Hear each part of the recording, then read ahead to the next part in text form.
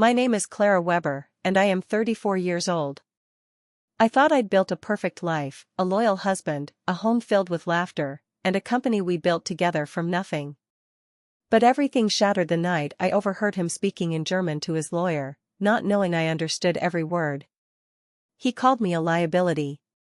He said once my inheritance from my father cleared, he'd handle me. My blood froze as the meaning hit me. The man I loved was plotting against me, financially, legally, maybe worse. I didn't speak that night. But I recorded everything. Before I continue, tell me your country and the time right now.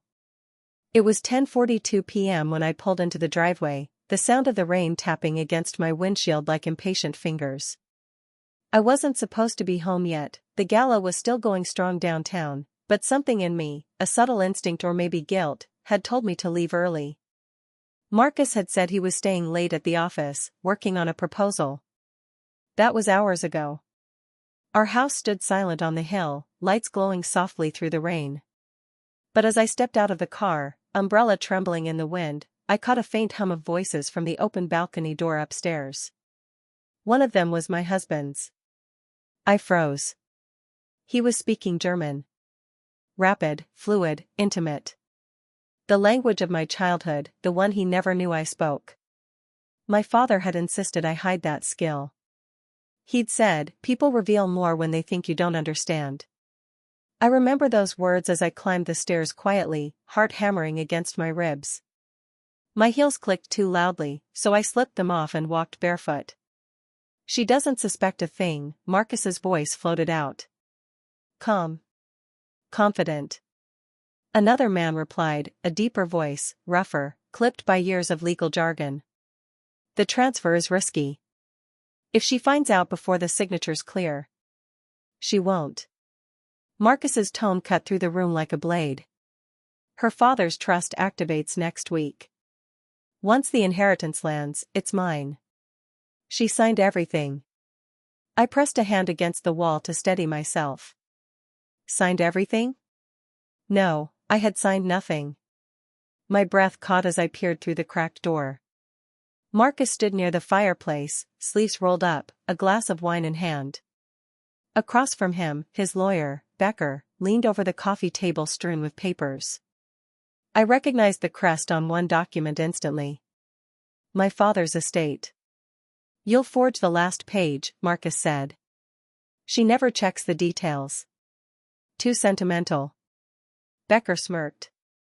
And if she does? Then she'll regret it. My pulse roared in my ears. My husband. The man I trusted more than anyone, plotting to steal everything my father had built. A lifetime of faith, shattered in one sentence. I wanted to scream. To burst in and demand an explanation. But something deeper, colder, kept me still. A voice whispering, don't let them know you know. I backed away slowly, each step deliberate. My hand shook so badly I could barely pull my phone from my pocket. I hit record. Their conversation went on for nearly 20 minutes. Every word was a dagger. Marcus laughed as he described how fragile I was, how easily I could be painted unstable. She thinks I love her, he said in German, chuckling. That's her weakness. Tears blurred my vision. I bit down hard on my lip to stop from making a sound. When they finally ended the call, I ran, quietly, methodically, to the guest room. My hands fumbled as I transferred the recording to a hidden drive. My mind was spinning, replaying each word, each cruel tone. Then came the worst part. The silence. Because silence leaves room for imagination. I imagined Marcus finding out I knew. I imagined him turning on me, his voice cold, his face unrecognizable. I imagined the headlines, wealth heiress accuses husband of fraud. The scandal. The shame. I could already hear his voice saying, you'll ruin us both. But something in me hardened that night.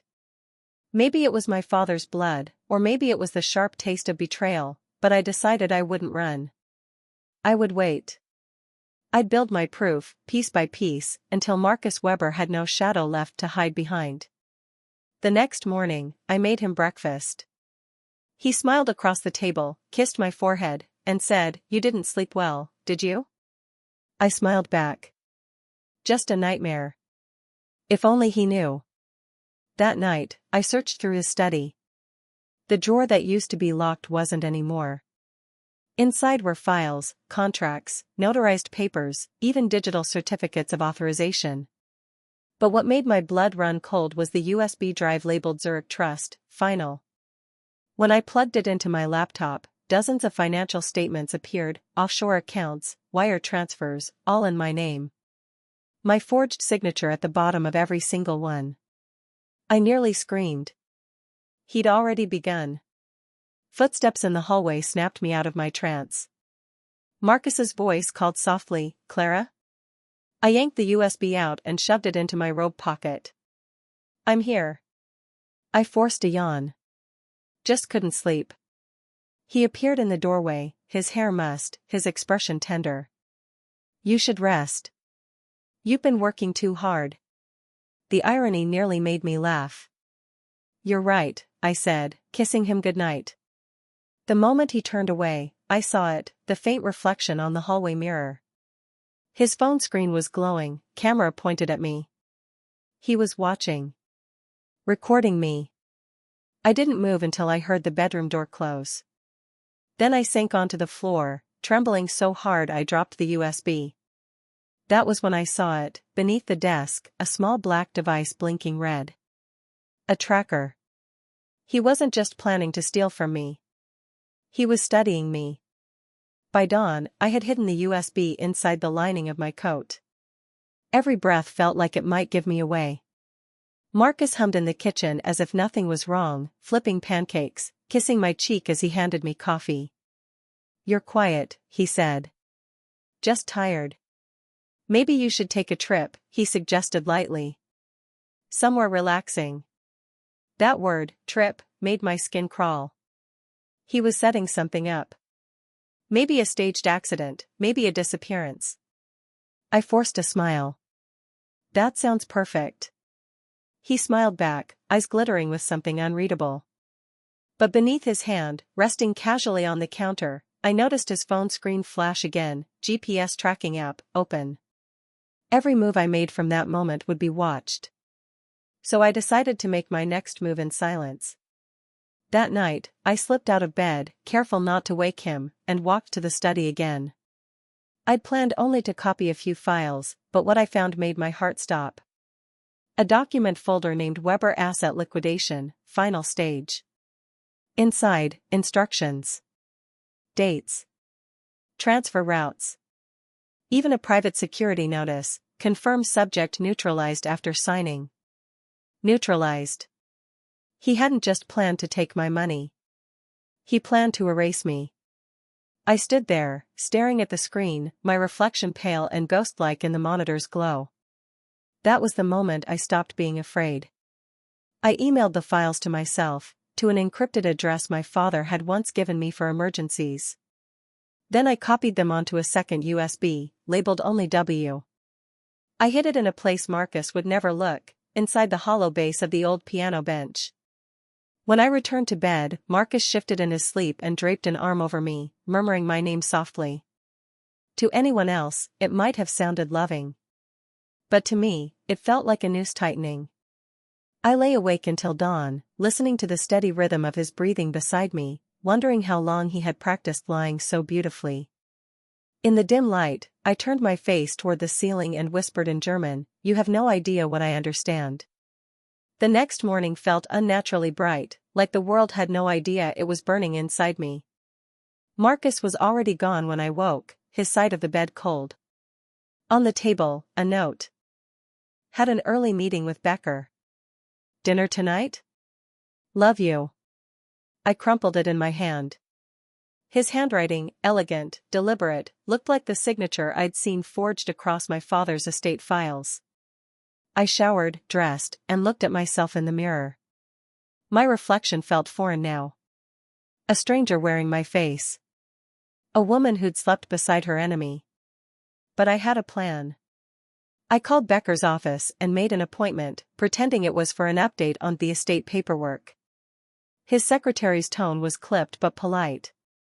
"Mr. Becker will see you at noon, Frau Weber." Perfect. By the time I arrived, Berlin's winter sky had turned steel gray. Becker's office tower loomed like something from a courtroom nightmare, sleek, mirrored, emotionless. Inside, the walls were lined with certificates and photographs of Becker shaking hands with men twice as dangerous as they looked. Politicians. CEOs. Clients who smiled for cameras while hiding knives. When Becker emerged, his smile hit me like ice water. Thin lips, pale skin, eyes that didn't blink enough. "Frau Weber," he said, extending a hand. "Always a pleasure. Marcus speaks so highly of you." I took his hand anyway, even though my instinct screamed not to. "I thought it was time I reviewed my father's estate personally," I said, keeping my tone light. "Marcus has been handling so much lately." His eyes flickered with amusement. "Ah, yes. He's been thorough." We sat. His office smelled faintly of tobacco and expensive ink. He poured coffee without asking, sliding a cup toward me like a peace offering. "Your father's holdings were quite extensive," he said, pulling up digital files. "You're aware, of course, that part of the assets were transferred to Zurich?" I feigned confusion. "Zurich? I thought everything remained in Berlin." He smiled, too easily. "No, no. The Zurich accounts were created years ago. Marcus simply streamlined things." Streamlined. The word made bile rise in my throat. "And when does this streamlining end?" I asked, crossing my legs, forcing a casual tone. He hesitated a fraction too long. "Once the final transfer date is confirmed." There it was. The phrase I'd heard whispered in the recording. "Final transfer date?" I repeated softly, feigning curiosity. "And when might that be?" Becker's grin sharpened. "Soon." I wanted to ask more, but I knew pressing would reveal too much. So I leaned back, smiled politely, and said, "You must be exhausted, managing all these estates." He chuckled. "Exhausted? No, Frau Weber. Just very well compensated." I forced a laugh, stood, and thanked him for his time. "I'll speak with Marcus about it," I said. "Perhaps we can all meet together soon." "Of course," he said. "Always a pleasure to serve the Webers." As I turned to leave, I saw it, a framed photograph on his wall. Marcus, smiling beside him at a charity gala 3 years ago. Their hands clasped, their eyes gleaming like predators. They'd been partners long before my father died. Outside, the cold air hit my face like punishment. I ducked into a cafe across the street, my pulse racing. I set my phone on the table and replayed the conversation. Every word Becker said was now immortalized. But when I tried to upload it to my secure drive, the file froze. Then disappeared. I stared at the blank screen in disbelief. My secure server, a system even Marcus didn't know about, was inaccessible. Error message, connection refused. Someone had wiped it. I felt the ground tilt beneath me. The cafe's door opened behind me, the bell jingling faintly. A man in a gray coat walked in, ordered an espresso, and sat at the table across from mine. He didn't look at me, but his phone angled slightly in my direction. Was he watching? My palms dampened. I packed my laptop and phone quickly and left cash on the table, stepping out into the cold. The street was crowded enough to disappear in, but my pulse refused to slow. When I reached the corner, my phone buzzed. A new email. No subject. No sender. Just one sentence.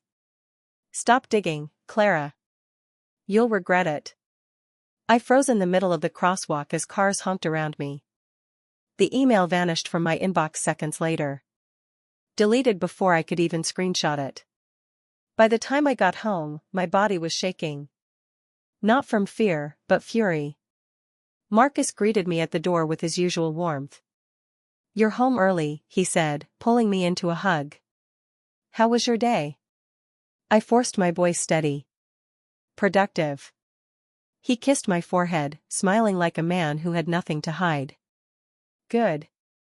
I'm proud of you. I wanted to scream. Instead, I smiled back. Thank you, Marcus. We had dinner together, roast chicken, white wine, candlelight. He talked about work, about some new project in Hamburg. I nodded at the right moments, laughed when expected. But beneath the table, my fingers gripped the edge of my chair so tightly my knuckles turned white. When he went upstairs to take a call, I checked his phone, which he'd left charging near the kitchen counter. Locked, of course. But a notification preview flashed across the screen. Transfer confirmation, stage 2 complete. My breath hitched. That night, after he fell asleep, I opened my laptop again, praying my backup system still worked. To my relief, one small folder remained intact, an autosync of my last phone recordings. I uploaded the Becker conversation to a new encrypted cloud under a false identity, Helena M. Then I copied it to another USB. I was learning fast. The next day, I visited my father's old law office in Charlottenburg. The receptionist hesitated when she saw my name. I'm sorry, Frau Weber.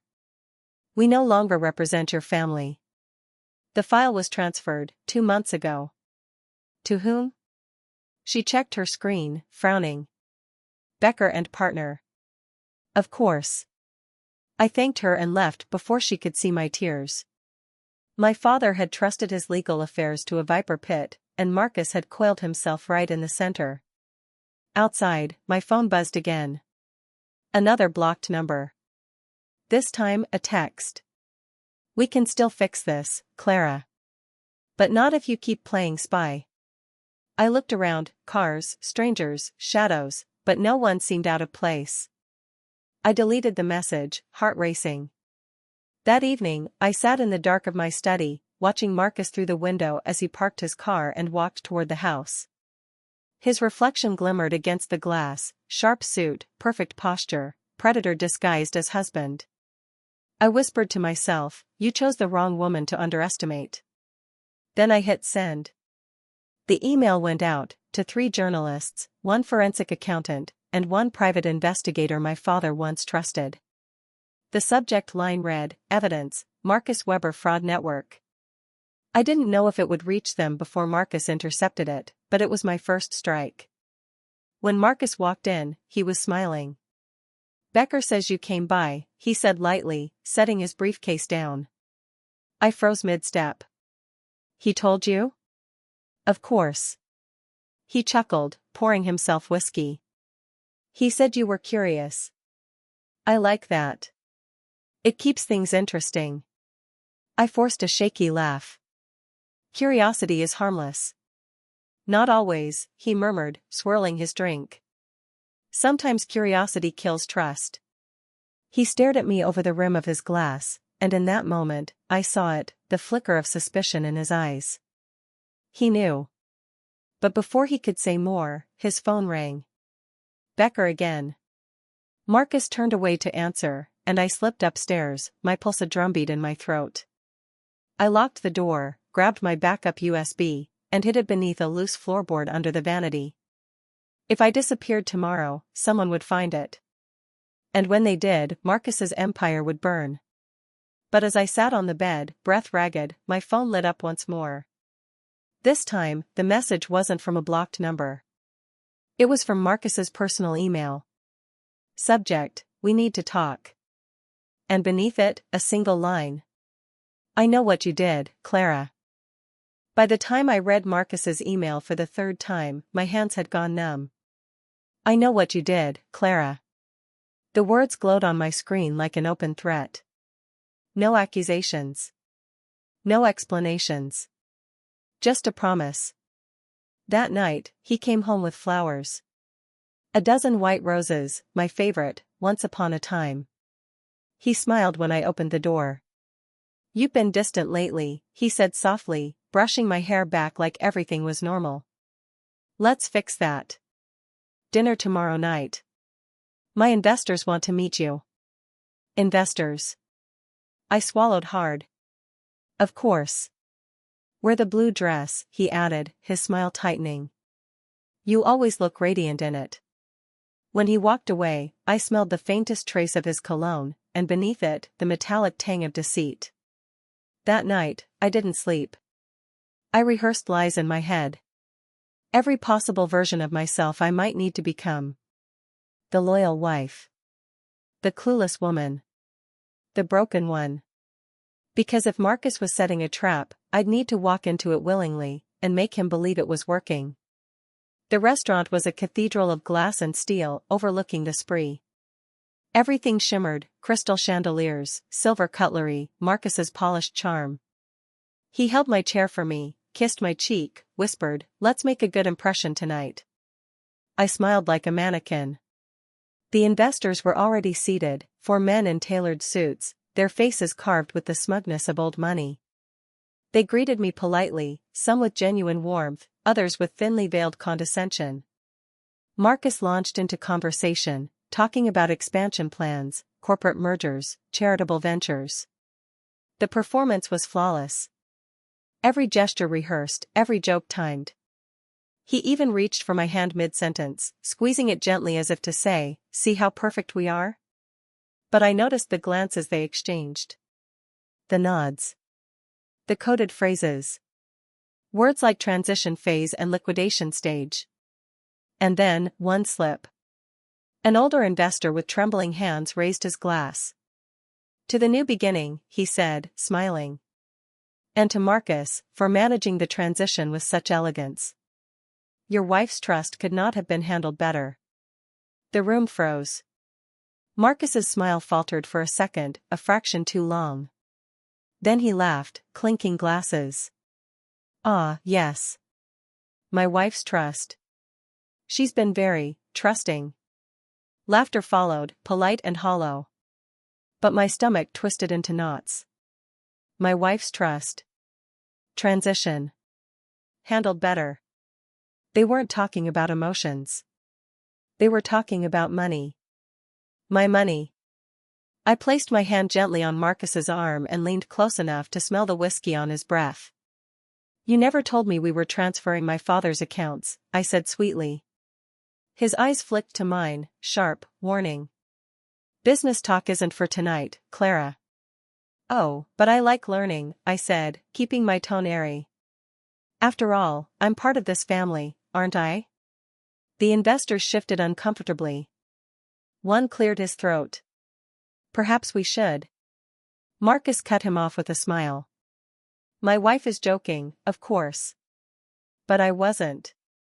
I looked straight at him and saw it, the tiniest flicker of fear. The kind that only appears when someone realizes you know too much. He leaned close, his voice low, venom disguised as affection. "Don't ruin this for me." "For you?" I whispered back, smiling through my teeth. "Or for us?"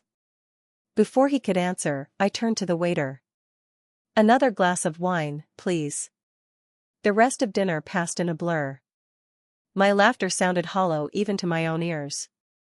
Marcus charmed them all effortlessly, the perfect husband with the perfect wife. But underneath the table, I could feel the tremor in his leg, the tension in his jaw. He knew. He just didn't know how much. When dessert came, I excused myself and stepped into the restroom. I locked the door, pulled out my phone, and opened the secure cloud app.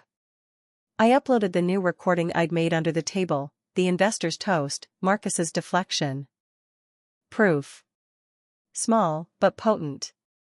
When I returned, Marcus was already standing, shaking hands with his partners. The dinner was over.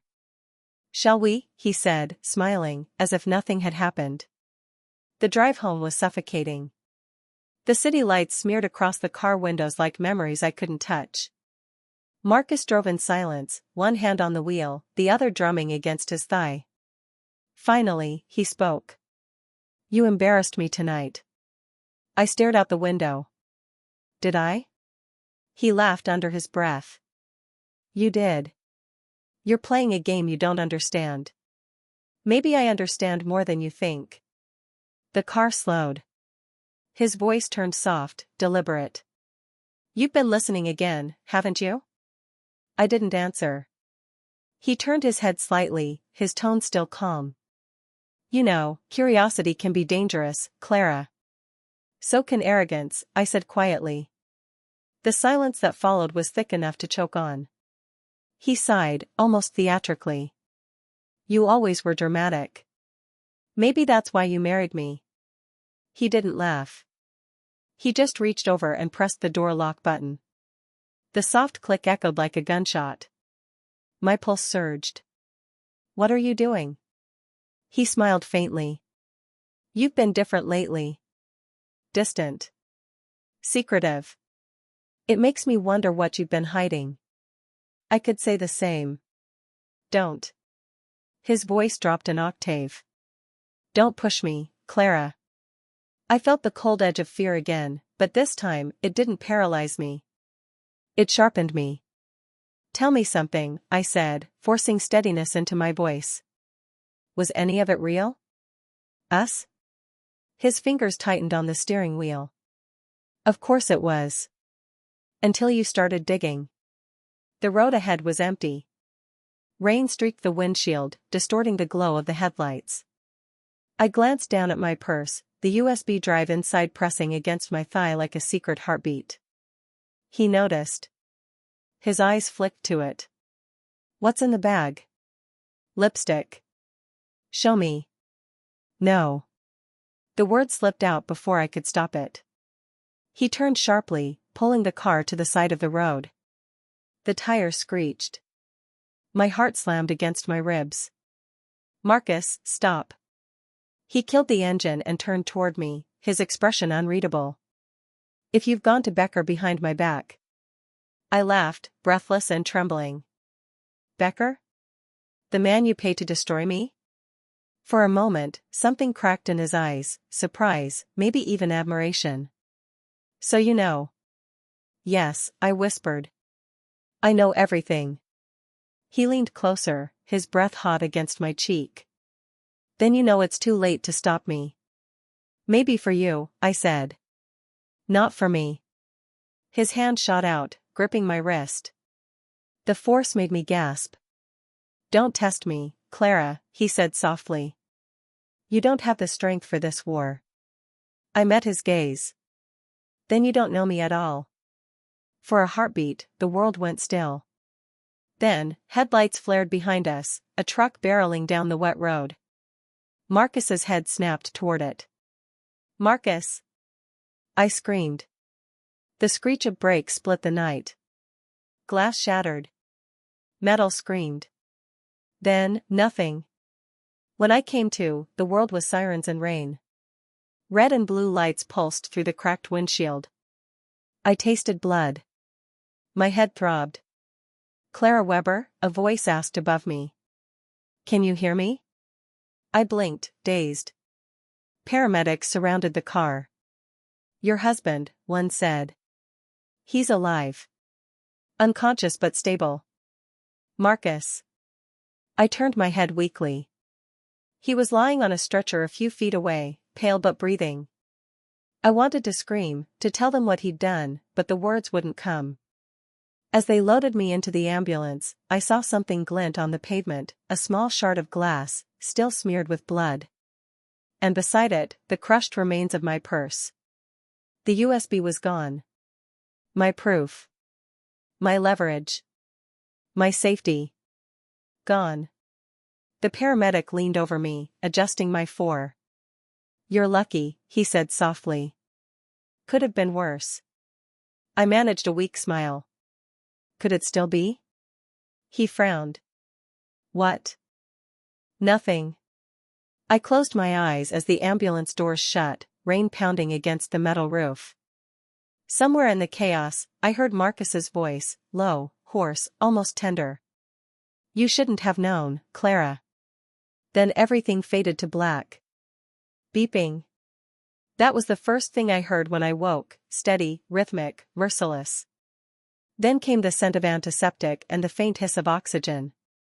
My eyes opened slowly. White ceiling. Blinding lights. Tubes. A dull ache that seemed to live inside my bones. Hospital. My mind flickered like a broken film reel, replaying fragments, the crash, Marcus's hand, the scream of tires, then nothing. I tried to sit up, but pain sliced through my ribs. A nurse rushed over, gentle but firm. "Lie still, Frau Weber. You've had quite an accident." Accident. The word felt like a mockery. What happened? My voice sounded raw, foreign. She hesitated. "You were in a collision. A truck hit your car on the highway. Your husband said you lost consciousness before impact." My blood turned cold. "Marcus said? Where is he?" I asked. She smiled softly. "He's been by your side every day. He only stepped out a few minutes ago. Every day. Watching. Controlling the story."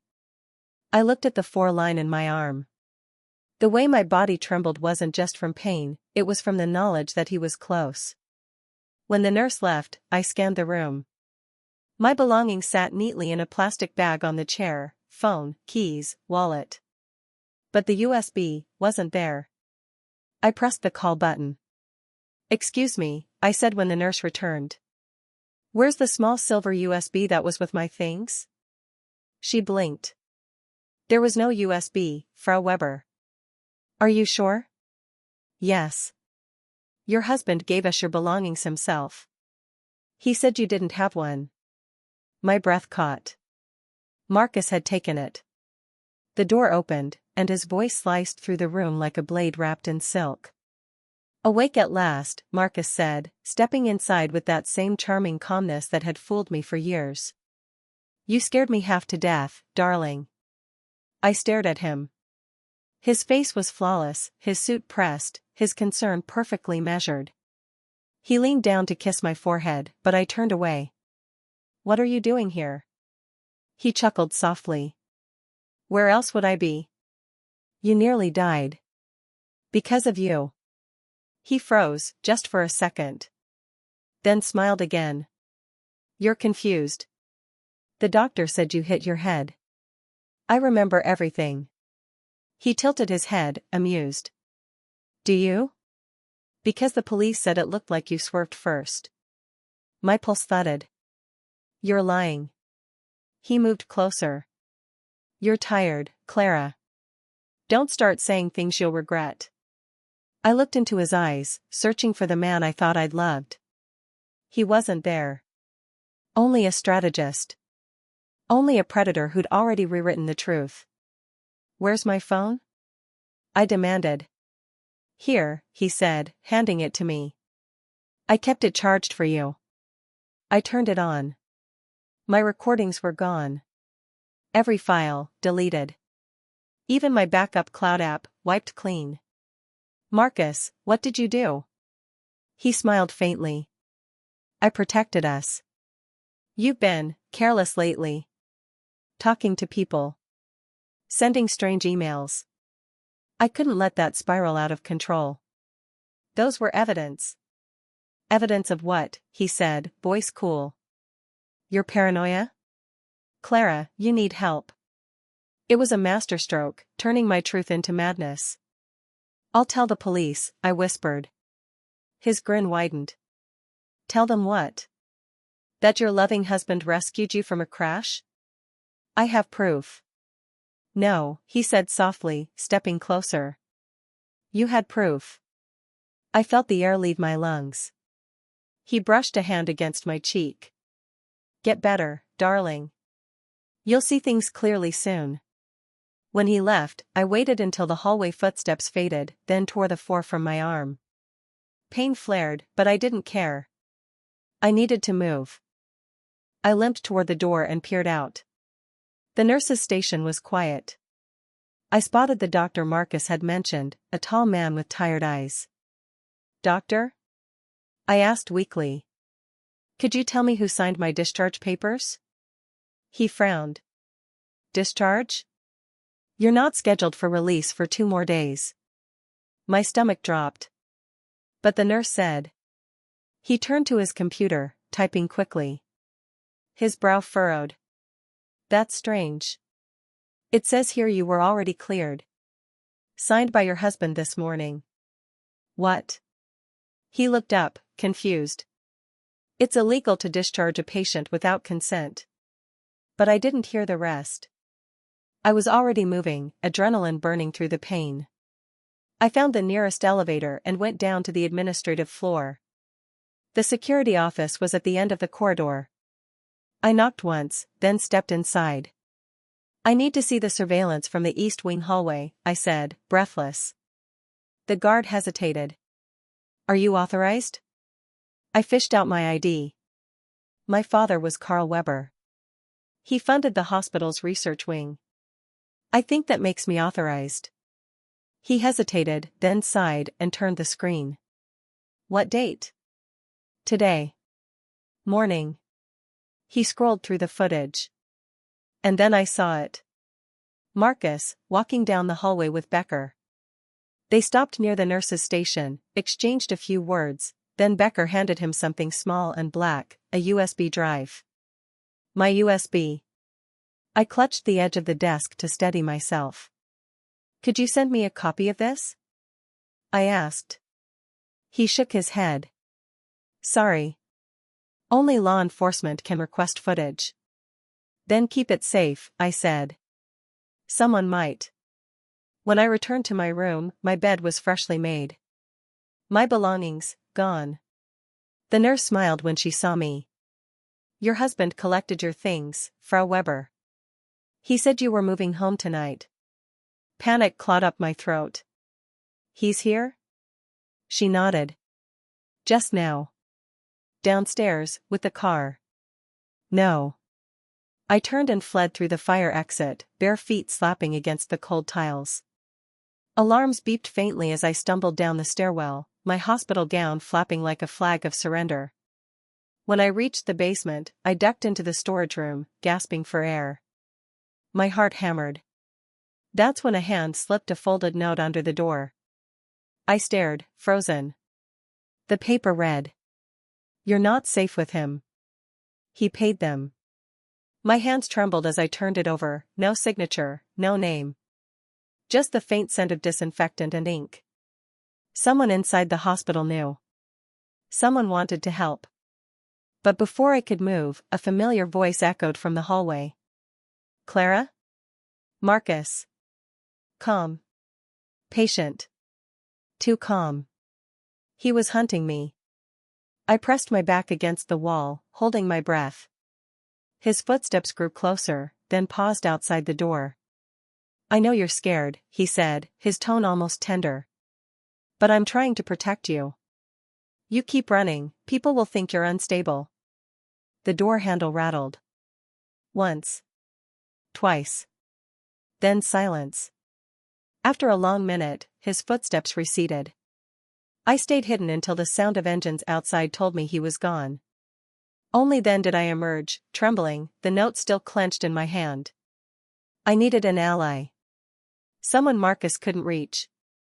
And there was only one person left who might help me, my father's old attorney, Herr Schult. The man who had overseen the original will. The one Marcus didn't know still existed. I slipped out through the basement exit, wrapped in a stolen coat, rain-soaking my hospital gown. Every step hurt. Every breath burned. But for the first time in weeks, I felt something I hadn't felt since that night on the balcony. Hope. Because Marcus thought he'd taken everything, my proof, my strength, my will. But he hadn't taken the one thing he could never control. My memory. And I remembered everything. The rain followed me to Schultz's office like a shadow. Berlin in late autumn is merciless, gray skies, wet cobblestones, and the kind of cold that crawls into your bones and makes you feel smaller than you are. By the time I reached the old building on Ellenstrasse, I was soaked through. The brass plate on the door still read Schult and Partner, though most of the partners were long gone. I hesitated before knocking, afraid of what I might find, or not find. The door opened before I could. Frau Weber? Herr Schult looked exactly as I remembered, silver hair, sharp eyes, the posture of a man who'd carried too many secrets for too long. Clara, I said, breathless. I need your help. He stepped aside immediately. You look like you've been through hell. I have. He gestured to the chair by his desk, and I sat, shivering as I clutched the coat around me. His office smelled of old books and pipe smoke, untouched by time. What happened? He asked softly. I told him everything. The recordings, Marcus's betrayal, Becker, the forged transfers, even the hospital. I didn't cry. I couldn't. Schultz listened without interrupting, his brow furrowing deeper with every sentence. When I finished, he stood slowly and walked to the cabinet behind his desk. Your father warned me this might happen, he said quietly. My heart skipped. What do you mean? He pulled out a thick brown file and placed it in front of me. Before he passed, your father drafted 2 versions of his will. The official one, submitted to court, and another one, a private document, meant to activate only under specific conditions. What conditions? Betrayal, he said simply. I stared at him, stunned. He continued, the private will names you as the sole heir. No joint control, no marital clauses. But it also includes a clause that any forged submission voids all transfers. Your husband must have submitted the public one instead. I felt my stomach twist. Can we recover it? The original? Yes. But it's not here. He asked me to keep it in a private vault in Munich, for safety. Munich, I repeated. Then that's where I'm going. He shook his head. It's not that simple. Marcus already had the access codes changed last month. He's trying to erase every trace of your father's true intentions. Then help me stop him, I said, my voice trembling but fierce. You owe my father that much. He sighed, then nodded slowly. There may be one way. I kept a notarized copy, hidden separately. If we can authenticate it, it'll be admissible in court. But it's risky. Marcus has influence, even here. I leaned forward. I'll take any risk. He hesitated, studying me with something between admiration and pity. You're your father's daughter, that's certain. As he searched through the filing cabinet, the old clock on the wall ticked too loudly, each second dragging like a heartbeat. Finally, he pulled out a sealed envelope and slid it toward me. Keep this safe, he said. It's the key to everything. My hands trembled as I reached for it. Inside was a single document stamped with my father's signature and seal. But before I could exhale, Schultz's phone rang. He frowned at the number. Strange. That's Becker's office. Every muscle in my body tensed. He answered. Her Becker? What? He froze mid-sentence, his eyes darting toward me. No, she's not here. Why do you? Then, in a voice so cold it made my blood curdle, he said, if you come near her, I'll. The line went dead. I stood. What did he say? Schultz's jaw tightened. He said Marcus knows you're alive, and that he wants the file. My pulse roared in my ears. Then we need to move. He nodded. There's a train to Munich tonight. I'll come with you. We boarded the last train under fake names. The carriage was half empty, the lights dim, the rhythmic clatter of wheels against tracks the only sound. I held the envelope like it contained my heartbeat. Schultz stared out the window, his reflection weary. Your father suspected Marcus for months, he said quietly. He told me he'd seen changes in the accounts, inconsistencies he couldn't trace. He was planning to confront him. My chest tightened. And then he died. Yes, Schultz said gravely. A heart attack, they said. But he was healthy. Too healthy. The train lurched. I gripped the seat. Are you saying? He looked at me, eyes hollow. I'm saying your father didn't die naturally. Silence settled between us. The realization hit like ice water. Marcus had killed him. And I had married his murderer. I turned toward the window, watching the darkness blur past. My reflection stared back, haunted, hardened. Then I'll make him pay, I whispered. We reached Munich at dawn. The city was just waking, its streets slick with rain. Schult led the way to a nondescript building near Maximilianstrasse, a private vault facility with biometric access. He pressed his thumb to the scanner, entered the code, and waited. The light blinked red. "Access denied," the machine said in a mechanical voice. Schult tried again. Same result. "Marcus," I muttered. He changed the codes. "We can override it," he said, pulling out his keycard. But before he could swipe it, an alarm beeped softly. The system flashed access revoked. "How?" I whispered. Schult's eyes widened. He must have submitted new authorization this morning. Someone inside helped him. I slammed my fist against the metal door. "There has to be another way in." "There is," he said grimly. "But it involves legal authorization, and the court will take weeks." "We don't have weeks." He exhaled. "Then we disappear. Until we have leverage." I nodded, but before we could move, my phone buzzed in my pocket. A new message. From an unknown number. "You should have stayed dead." I showed it to Schult. His expression darkened. "They're tracking you. We need to leave, now." We hurried out through the service exit, cutting through alleys slick with rain. Every shadow felt alive, every footstep behind us too close. At a corner cafe, Schult ducked inside to make a call. I waited outside, watching the street, clutching the envelope. Minutes passed. Then 10. He didn't come back. I went inside. Empty. His coat hung on the chair, his coffee still steaming, but he was gone. My chest tightened. "Schult?" A waitress looked up, startled. "The older man?" "He got a call. Then he left through the back." I ran outside. The alley was empty. Rain dripped from the fire escape. A single paper fluttered near the drain, torn from the envelope he'd been holding.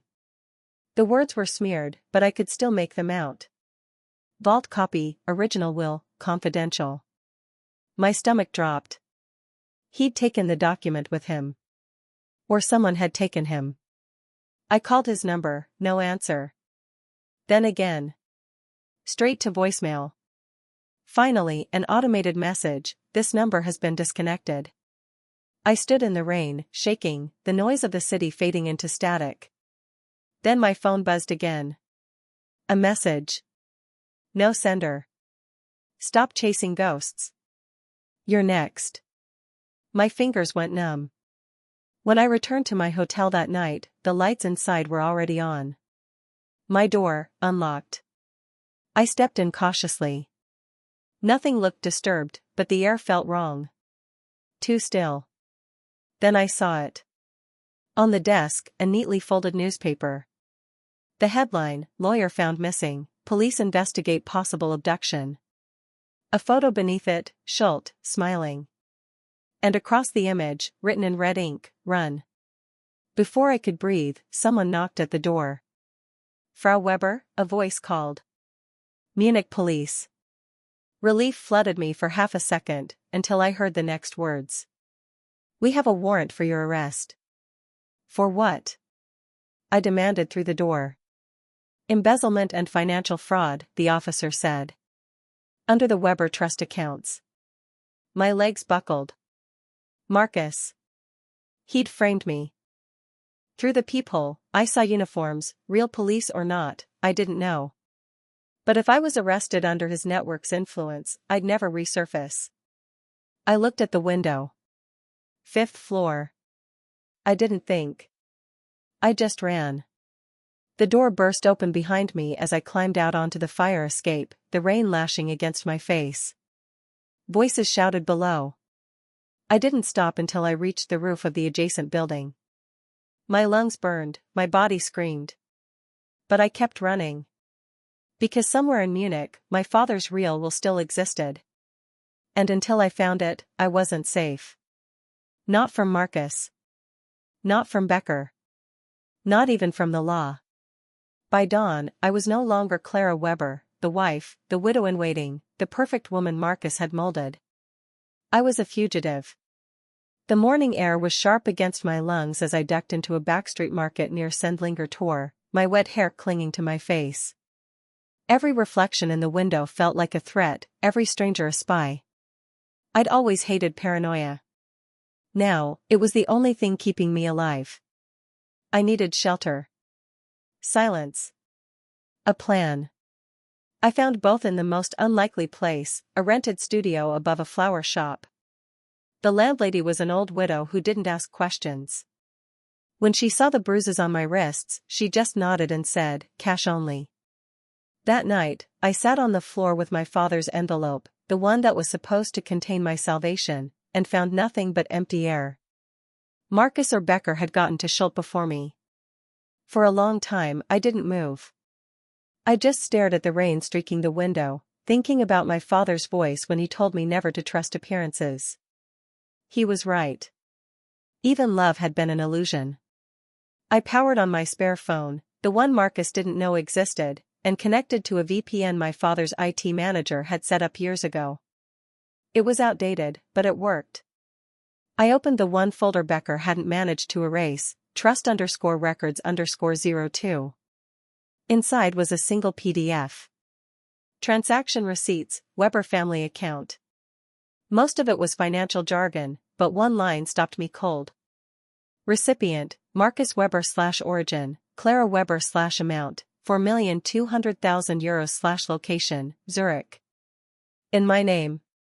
My signature. The proof of embezzlement he'd created to destroy me. I pressed my palms to my temples, shaking. The bastard hadn't just taken my father's fortune, he'd weaponized it against me. And the worst part? He'd done it perfectly. 3 days passed in a blur of fear. I didn't use my cards. I paid cash. I spoke to no one. Still, the news spread like wildfire. Heiress under investigation for fraud. Weber's legacy tarnished by scandal. Where's Clara Weber? Marcus had painted me as the villain of his own crime. I saw my face on every screen in a Munich cafe. I barely recognized myself, pale, hunted, the kind of woman people whispered about but didn't help. My only chance now was proof. Not suspicion. Not emotion. Evidence. I searched the PDF again and noticed a timestamp on the Zurich transfer. Initiated, March 3, 2024, 2:17 a.m. But that night, Marcus had been in London for a conference. I remembered, because he'd sent me a photo from his hotel at 9 p.m., a view of the Thames. I still had that photo saved. My mind raced. If I could prove that Marcus's transactions were executed while he was abroad, someone else had logged in using credentials from Berlin, someone with local access. And if those accounts were in my name, that meant he'd used my identity remotely. I opened my father's old tablet, the one locked in his office safe that I'd retrieved before leaving Berlin. After hours of trial and error, I guessed the passcode, my mother's birthday. It unlocked with a soft chime. Inside, hidden in an encrypted folder labeled Private, Trust, I found something that made my breath catch. A handwritten note, scanned years ago. If you're reading this, you're already in danger. Marcus is not what he seems. Protect the receipts. There is a second account under my name, untouched. Use it only when you have no one left. Papa. The note included a partial IBAN number and a reference, Austrian safe house. It wasn't a metaphor. My father had used Austria as a legal haven for years.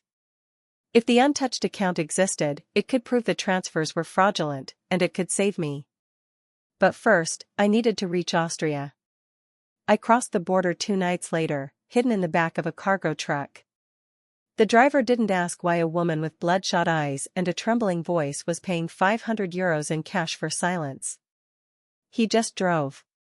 By dawn, I reached a small village outside Salzburg. It was quiet, too quiet. I rented a cabin on the edge of a forest. The isolation was suffocating, but it also meant safety. At least, I thought so. I connected my laptop to a public Wi-Fi and traced the IBAN. To my shock, it was still active. The bank, an old private institution my father had used for decades, recognized his credentials.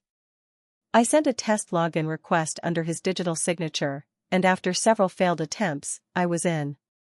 The balance blinked on screen, €9,845,200. I covered my mouth to stop a sob. It was real. My father's last safeguard. But it wasn't just money, it was proof. The account had digital audit trails showing the exact moments Marcus's forged transfers diverged from the legitimate trust. I copied everything onto a fresh USB. My hands trembled as I labeled it Proof, CW. For the first time in weeks, I felt like I could breathe. Until my email chimed.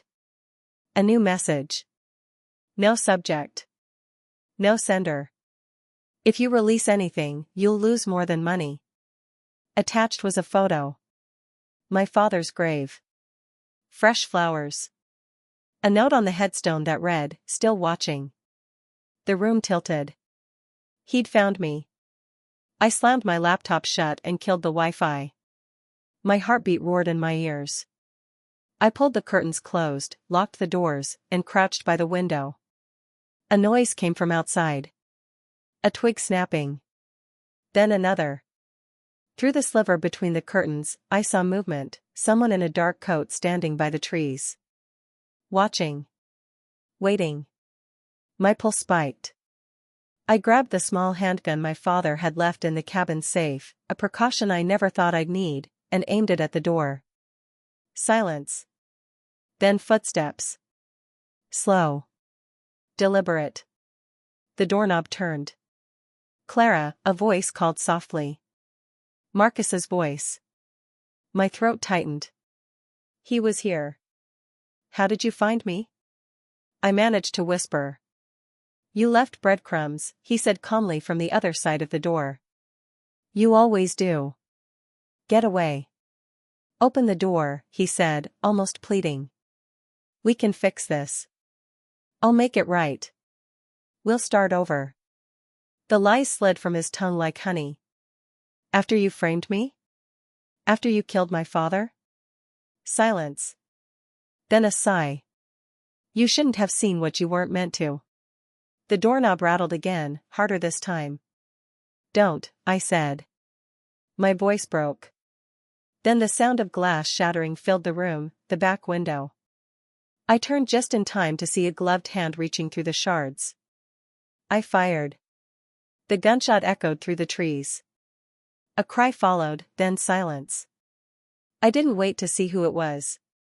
I grabbed my bag, the USB, and fled through the side door, barefoot, running into the rain-soaked forest. Branches tore at my arms as I stumbled down the slope. I didn't stop until the cabin was a faint blur behind me. When I finally looked back, I saw movement again, someone dragging another figure toward the trees. Becker. He was with Marcus. And I'd just fired at one of them. The world spun. My knees gave way, and I fell to the wet ground, gasping for air. Then, through the storm, I saw a flash of light. A phone screen, glowing faintly from the ground near a fallen tree. My father's old tablet app, still synced. A live backup of the bank login. I crawled toward it, hands shaking. On the screen was the audit trail. The last access attempt wasn't mine. User ID, mweber/location, Berlin. Marcus was never in Austria. He'd sent someone else. Which meant the man outside the cabin wasn't him. I turned toward the forest, and there he was. Standing under the trees. Watching. Not Marcus. But Becker. He smiled when he saw me notice him, rain dripping from his coat brim. You really are your father's daughter, he said softly. Too clever for your own good. Then he raised his phone and tapped something on the screen. A soft beep echoed behind me. The cabin exploded. The blast hurled me forward, the shockwave swallowing everything, the sound, the rain, even my scream. When I opened my eyes again, I was lying in the mud, ears ringing, smoke rising from what had been my only refuge. Somehow, I was still alive. Becker was gone. And beside me, half buried in the dirt, was the USB drive, bent, charred, but intact. I clutched it to my chest, coughing every breath a promise. They could burn my life to ashes, but I would still rise from them. Because now, I had proof. And Marcus Weber was going to learn that betrayal is the only crime you can't erase. The cabin was nothing but a skeleton of smoke when I left. The blast had eaten everything: walls, furniture, memories. My father's voice still echoed in the ashes, "Don't let them silence you, Clara." I walked for hours through the forest, soaked, limping, bleeding. When I finally reached the road, dawn had begun to cut through the mist. I flagged down an old freight truck and paid the driver with my last €100 to drop me near Salzburg Central Station. I looked like a ghost, hair matted, blood dried on my cheek, eyes hollow, but I didn't care. I had one mission now: destroy Marcus, and take Becker down with him. The USB clutched in my hand was cracked, melted along one edge, but the inner metal was intact. The proof inside could turn everything around, if I could unlock it before Becker found me again. I hid in a cheap hostel under a fake name. Every hour that passed felt stolen. I scrubbed the dirt off in a freezing shower and looked at my reflection. The woman in the mirror didn't look like me anymore. She looked stronger. Angrier. Unforgiving. By mid-morning, I'd found a cyberforensics expert who owed my father a favor. His name was Armin, a hacker with caffeine instead of blood and an apartment filled with the hum of old machines. When I handed him the USB, he raised a brow. Whoever tried to wipe this knew what they were doing. "Can you recover it?" He grinned. "You sound like Carl Weber when he brought me his first encrypted drive. Then you know what's at stake." He didn't ask questions after that. Hours passed while he typed, rewired, cursed softly under his breath. Finally, the screen flickered, and then a folder appeared. Proof_cw.zip. I exhaled for the first time in days. "What's in it?" He clicked it open. Spreadsheets. Legal documents. Transfers. Dozens of shell companies linked to Marcus's accounts, and Becker's. But one name caught my eye. Lucas R. Weber. "Who's that?" Armin asked. I stared at the screen. "I don't know." He scrolled down. "According to this, Lucas Weber owns 25% of the Zurich Trust. The transfer was approved 6 months before your father died." My hands went cold. "That's impossible. I'm an only child." Armin frowned. "Maybe not." Before I could speak, the lights in the apartment flickered. Then went out. Armin cursed. "Breaker's fine. This is external." My phone buzzed. One new message. "Found you." I didn't hesitate. "We need to go." Armin grabbed the hard drive and the USB, shoving them into a backpack. "There's a cafe across the street with a secure Wi-Fi. We can finish from there." We ran down the stairs 2 at a time. The street outside was empty except for the hiss of rain. Halfway across, a black SUV turned the corner, no headlights, no plates. "Run!" Armin shouted. We bolted into the alley, splashing through puddles. The engine roared behind us. Then a gunshot cracked through the air. Armin stumbled, clutching his shoulder. "Go," he gasped. "Oh. Don't you dare," I snapped, dragging him behind a dumpster. Another shot hit the metal beside my head. I pulled the pistol from my coat and fired back blindly. The SUV screeched, then reversed. When the sound faded, Armin was pale but breathing. I tore a strip from my shirt and tied it around his wound. "They'll come back," he panted. "Take the drive and go." I shook my head. "Not without finishing this." He managed a pained smile. "You're just like your father." "Good." I helped him to a small safe house 2 blocks away, a friend of his who owed him favors. When he finally collapsed on the couch, I grabbed the backpack and left before he could argue. I reached the cafe and connected to their network under a VPN. My fingers trembled as I opened the drive again. Inside the folder was a subfile titled Zurich_transfers_confidential. When I decrypted it, a spreadsheet filled the screen: transactions, account IDs, timestamps. And there, buried between them, was an untouched account. Account holder: Carl Weber, restricted beneficiary, C. Weber.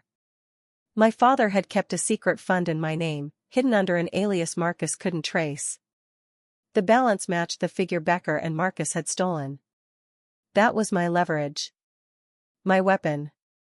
If I could expose the illegal transfers and prove Marcus had forged my identity, everything could collapse around him. But I couldn't do it alone. That's when I remembered Sophia Lehman, a journalist from Der Spiegel my father once trusted.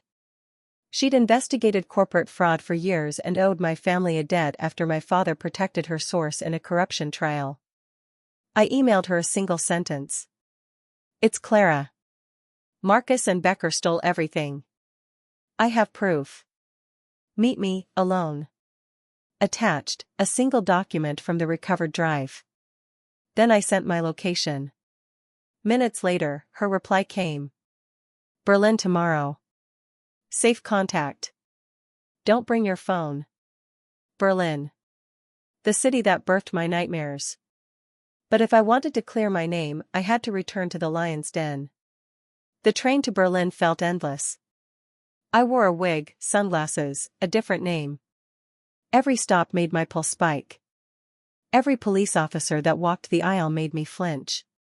When I finally stepped off at Hauptbahnhof, the station lights blinded me. I followed the crowd to a nearby cafe. Sophia was waiting in the corner, her eyes sharp but kind. "Clara," she whispered.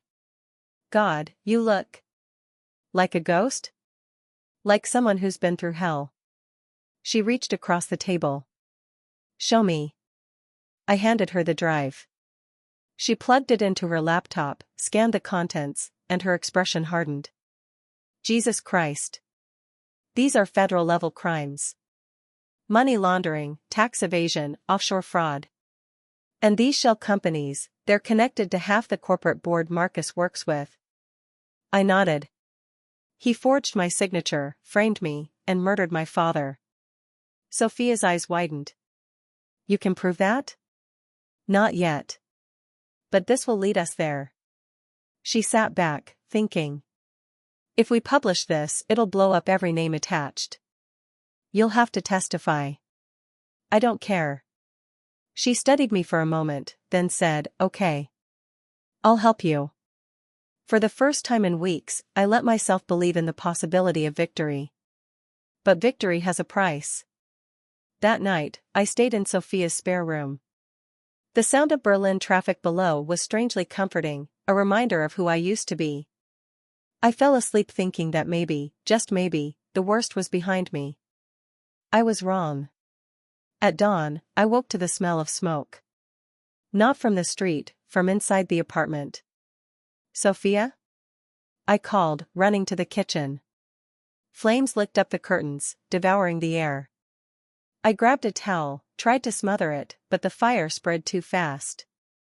My lungs filled with blackness. Through the haze, I saw Sophia's office door open, and a man standing there, silhouetted by the firelight. "Becker." He smiled faintly. "You should have stopped when you had the chance." Then he turned and disappeared into the smoke. I dragged Sophia out through the fire escape, coughing, crying. She was unconscious but alive. When the firefighters arrived, the apartment was gone. Along with her laptop. Along with the drive. Everything, again. But not all. While helping her, I'd slipped the smaller backup USB into my jacket pocket. The one labeled proof, CW. The one Becker didn't know existed. Hours later, Sophia lay in a hospital bed, barely conscious. I stood by the window, staring at the rain outside. The world was burning, and yet I'd never felt colder. The news flashed on the TV. Explosion in journalist's apartment, police investigating possible arson. Sources link incident to ongoing Weber scandal. I turned off the screen. Becker wanted silence. Marcus wanted control. But all they had left was fear. I looked at the USB in my palm, its surface still warm from the fire. They thought I was broken. Finished. But this time I wasn't running. This time I was hunting. Berlin's courthouse loomed before me like a stone beast, cold, gray, and merciless. The building hadn't changed since the day my father once walked through its doors to defend his company's name. I remembered him telling me that justice was only as strong as the people willing to speak for it. Now, I was one of those people. And I was standing on the edge of ruin. Inside, the corridor smelled of paper and perfume, lawyers rushing past, clerks whispering, cameras waiting like vultures. Marcus had turned this trial into a spectacle. Weber versus Weber, the tabloids called it. Husband against wife. Truth against manipulation. But I knew what it really was. A performance. He was trying to bury me beneath my own name. When I entered the courtroom, Marcus was already seated at the plaintiff's table. Impeccably dressed, grief perfectly painted across his face. He even had the audacity to look fragile, his arm in a sling, his expression wounded. The model of a man betrayed by the woman he'd once loved. Becker sat beside him, whispering into his ear. When Marcus looked up and saw me, he smiled. Not a warm smile. A warning. The judge entered. The reporters quieted. My lawyer, a young woman named Marin, fearless but new to the battlefield Marcus had built, stood beside me. Ready? She whispered. As I'll ever be, I said, though my hands were trembling. The proceedings began. Marcus's lawyer, Becker's associate, presented the narrative I knew they'd rehearsed to perfection. They painted me as unstable, paranoid, a grieving daughter who'd turned delusional after her father's death.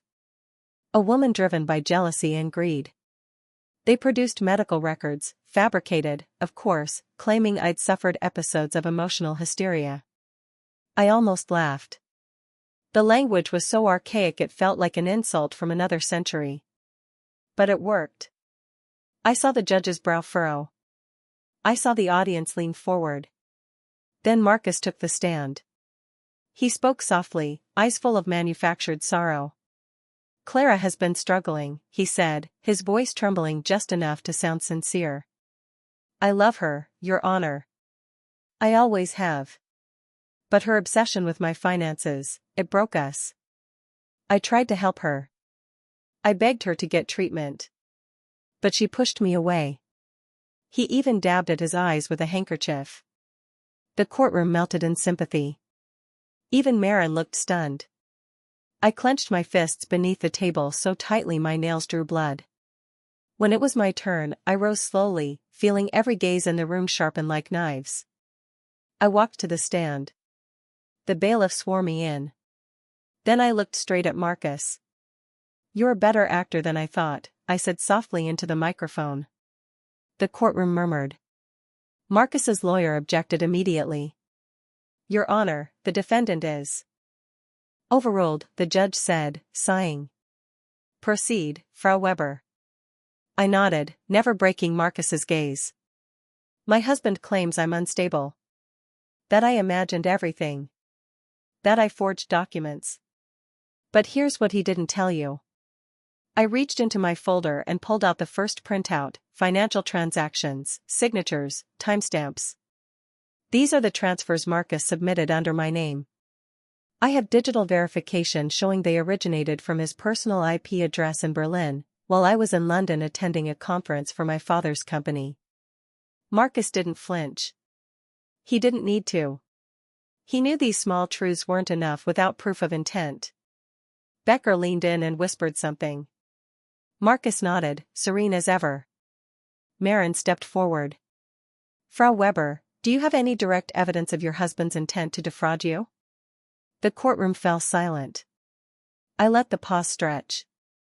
I wanted him to feel it, the anticipation, the fear clawing under his skin. Then I smiled. Yes, I said quietly. I do. I opened a small case and pulled out an audio recorder, the one I'd smuggled from the forensics team days ago. I placed it on the desk and pressed play. At first, only static. Then a voice. Marcus's voice. In German. Once the inheritance clears, she's done.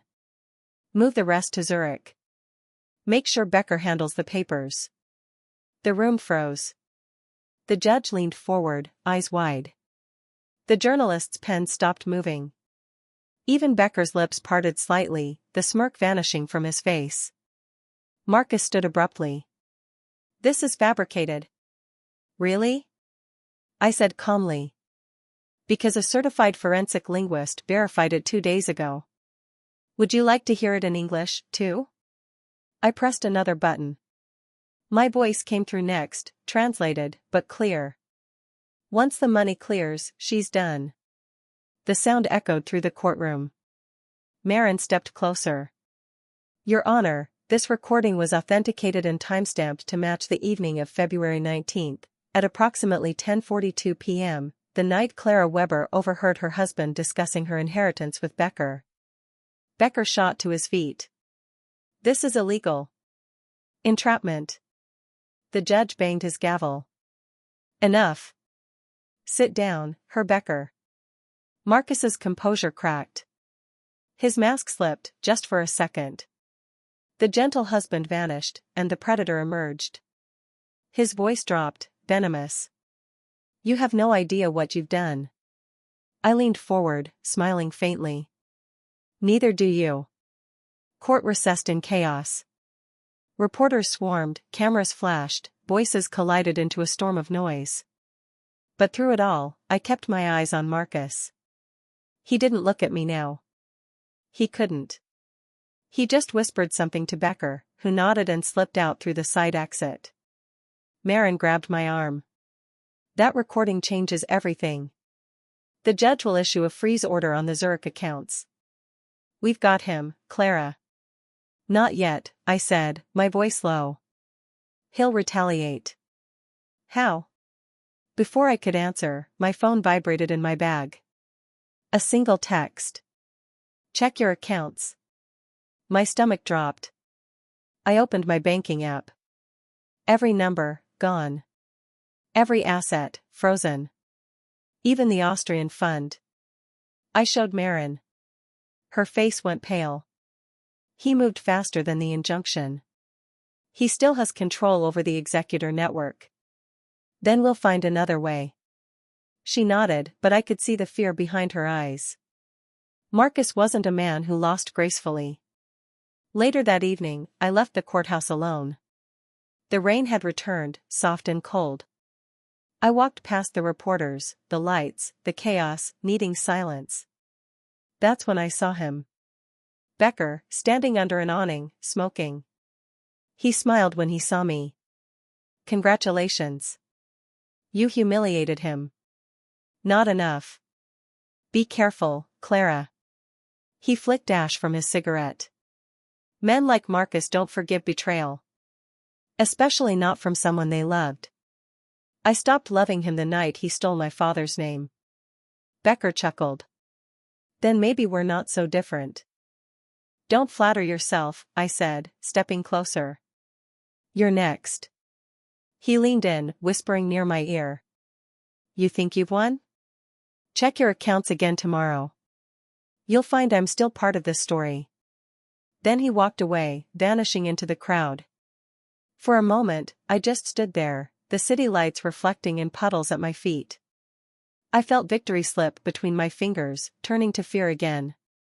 Because Becker wasn't bluffing, and Marcus wasn't finished. I took a deep breath and whispered to myself, then neither am I. That night, I returned to my hotel, every sound amplified by paranoia. I bolted the door, locked the windows, and turned off the lights. But sleep didn't come.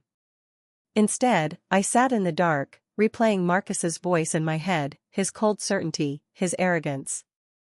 I thought of my father's last words, the ones engraved on his watch: truth is not inherited. It's earned. And I knew what had to come next. Tomorrow, I wouldn't just defend myself.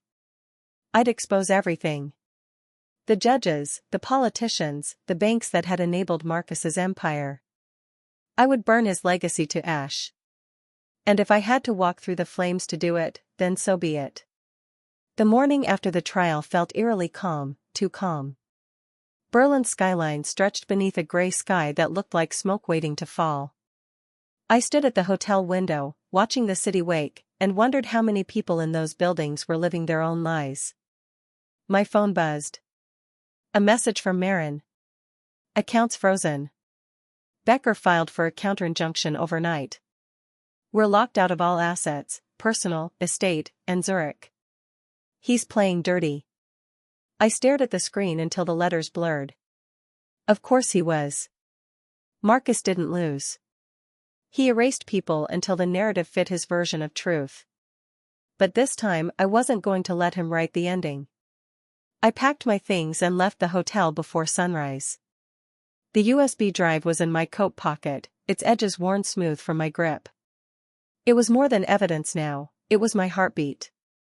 By the time I reached Marin's office, she already had a team of analysts on call. We found something strange, she said, pointing at the monitors. Becker's firm is rerouting transactions through shell accounts that trace back to multiple corporate boards, some of them directly tied to Marcus's clients. Meaning? I asked. Meaning, she said, turning toward me, if we expose this, we don't just take him down, we take down an entire network. A dangerous network. The kind my father had quietly warned me about years ago, when he'd said, the higher the wealth, the deeper the rot. I nodded slowly. Then we burned them all. Marin hesitated. Clara, this isn't a courtroom battle anymore. This is corporate espionage. If we publish this ourselves, without protection, they'll come after us. They already are. I pulled the second drive from my coat, the backup I'd made the night before the explosion. We leak it. All of it. Anonymously. Through international channels. Let the press do what the courts won't. Her eyes widened. That's nuclear. Good. She stared at me for a long moment, then nodded. Then we'll need a secure server. I know a team. We drove across the city in silence, to a disused warehouse near Kreuzberg where Marin's contacts, two cybersecurity freelancers, had set up what looked like a digital fortress. Old hardware, encrypted routers, layers of firewalls humming like mechanical sentinels. The taller of the two, a man with tattoos running down his arms, nodded at me. You're the Weber case. I tensed. You've heard of it. He smirked. Everyone's heard of it. Half the city's gossiping about the heiress who recorded her husband's betrayal in German. Then help me finish the story. He motioned to the workstation. Plug it in. The USB clicked into place. Lines of code scrolled across the screen as he decrypted the files. Within minutes, the full map appeared, dozens of bank routes, shell company structures, and encrypted communications. Becker's signature appeared again and again. But what none of us expected was the name attached beneath it, Minister Klaus Durer. Germany's Minister of Commerce. Marin whispered, "Oh, my God." I felt my pulse spike. Marcus had political cover. Not just cover, the hacker muttered. He was laundering for them. Look, this email chain proves Becker coordinated with Durer's office to move money through your father's trust. The fraud goes all the way to the government. For a second, none of us spoke. The realization was too heavy. Too enormous. If this got out, it wouldn't just destroy Marcus, it would ignite a scandal that could shake the country's elite. Marin's voice trembled. We need to back this up 10 different ways. Already on it, the hacker said, transferring the data to multiple encrypted servers. I stared at the screen, my reflection fractured in the glow of the monitors. I'd wanted justice. I hadn't realized I was wading into a war. By afternoon, the storm began. Becker's firm filed a motion to seize all my remaining digital property. My accounts vanished in real time, every login denied, every asset frozen. My emails flooded with threats, anonymous and venomous. Then came the news alert on TV. Anonymous sources leak classified financial documents linking Marcus Weber and senior officials to offshore scandal. They'd beaten us to it. Someone, maybe Becker, maybe Marcus, had preempted the leak, framing it as my revenge act. The headline read, "Heiress goes rogue, leaks husband's financial data in act of spite." I slammed my fist against the table. He's turning it against me again. Marin cursed under her breath. Then we'll turn it back. We worked for hours, countering every story, every lie. Sophia, recovered and furious, joined the effort remotely, pushing out verified reports with timestamps proving Marcus's fraud. Her articles began trending within hours, the tide of public opinion shifting. The internet exploded. Hashtags. Debates. Memes of Marcus's courtroom face. Anonymous forums comparing the scandal to Watergate.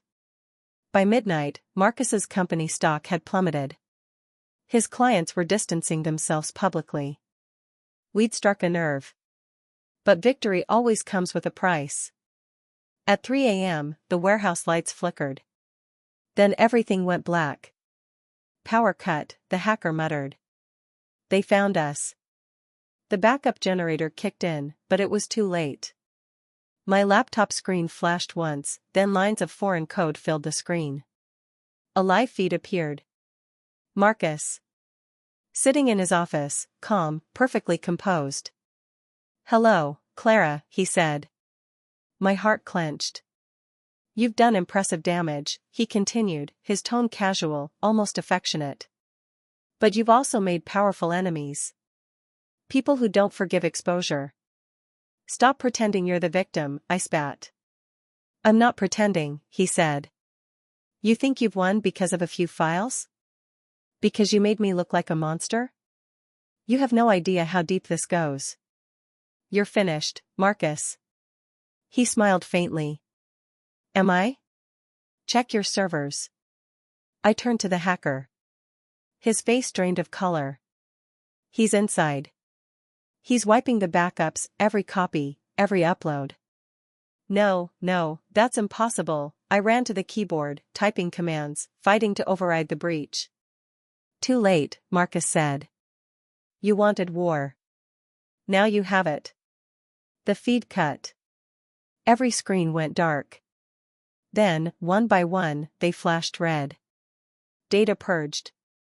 0 files recovered. I stood frozen, staring at the emptiness. Everything, the proof, the records, the trail, gone again. Marin slammed her fist on the desk. "He's got military-grade access. No private network could have done that without state clearance." "Which means Becker's still protecting him," I whispered. "And Durer's helping." The hacker turned, face pale. "They just traced the IP ping to Zurich. Marcus is gone." "Gone?" "Vanished. No flight records. No passport scans. Nothing. He disappeared." I exhaled shakily, forcing my fury into focus. "Then I'll find him." Marin caught my arm. "Clara, stop. If he's working with Durer, he's untouchable. Everyone's touchable." The next few days blurred into sleepless nights. The scandal erupted across Europe, companies folding, ministers resigning, Becker disbarred pending investigation.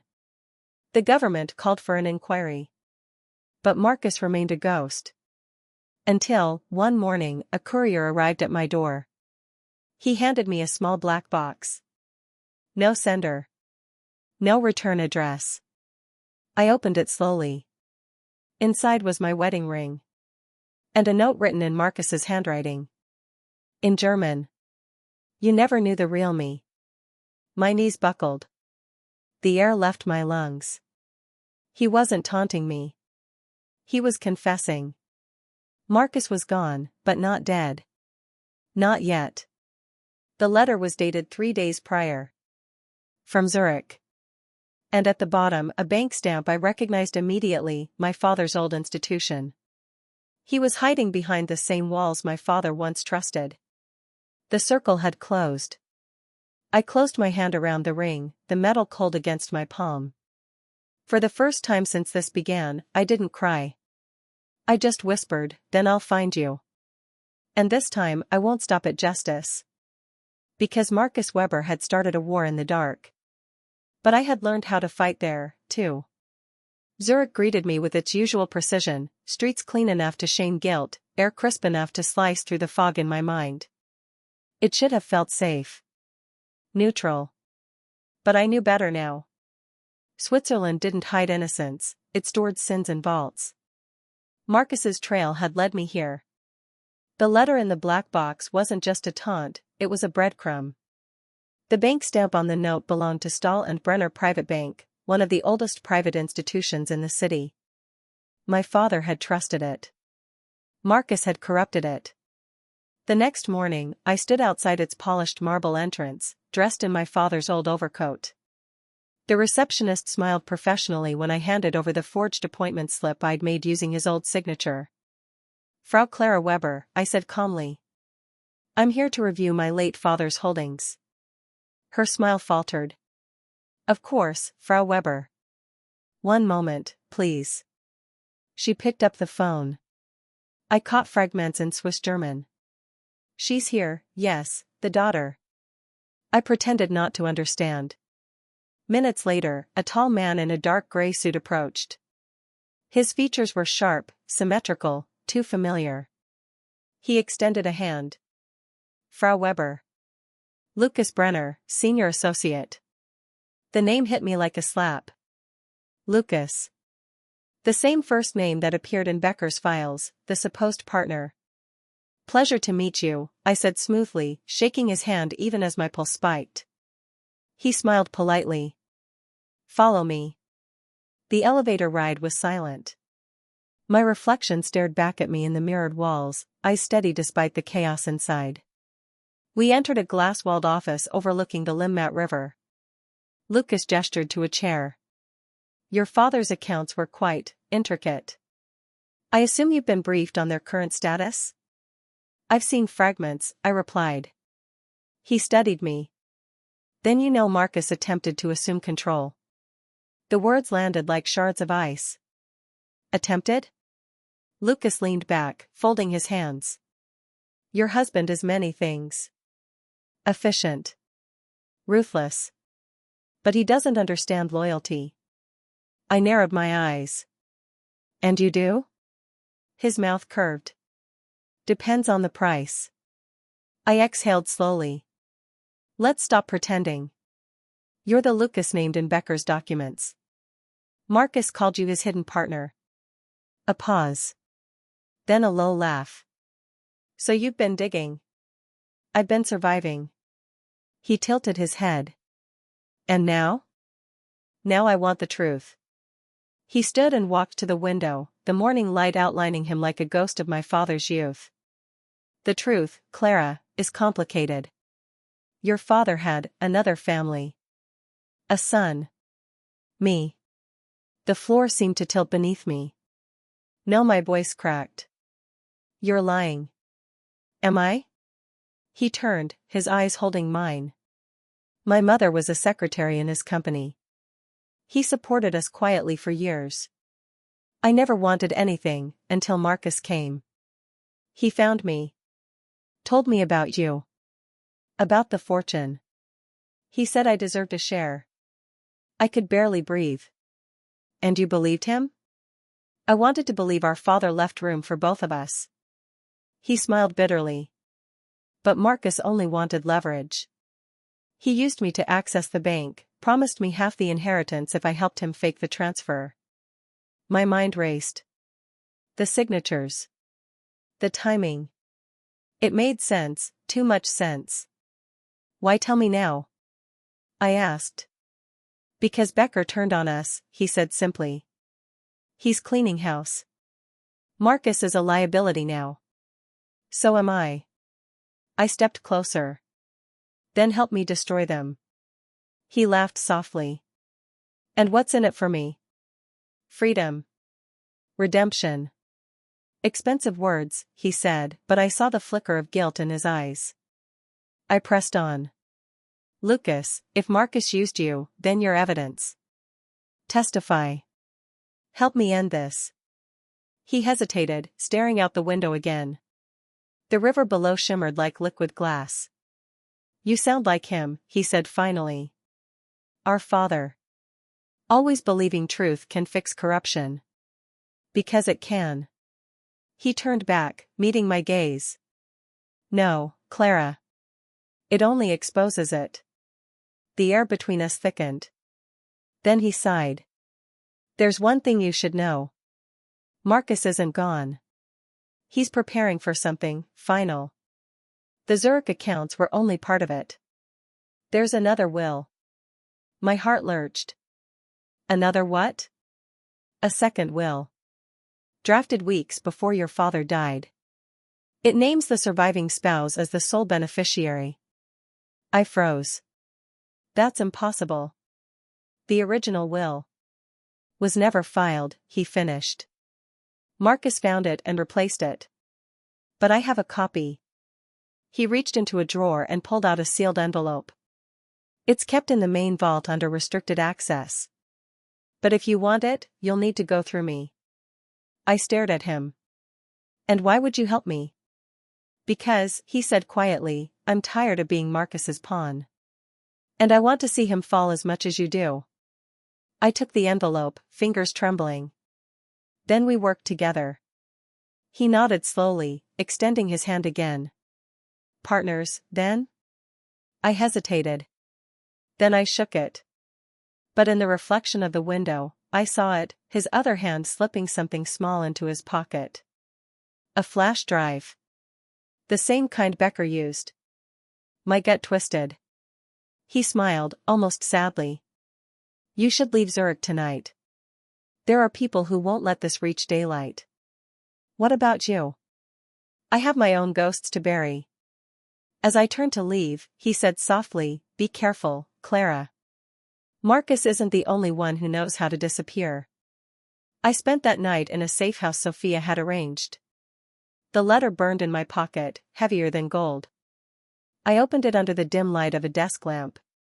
Inside was a photocopy of the second will. The handwriting was my father's. The date was 3 weeks before his death. But the signature. It wasn't his. My breath caught. It was a near-perfect forgery. Almost. But my father never looped the K in Carl. Marcus had. And Lucas knew it. He'd shown it to me on purpose, to test how much I knew. A chill ran down my spine. I turned on my phone, scanning through encrypted messages from Marin. She'd confirmed Becker's arrest warrant had been delayed due to missing documentation. The same documentation Lucas had just pocketed. He was playing both sides. And I'd just shaken hands with the enemy.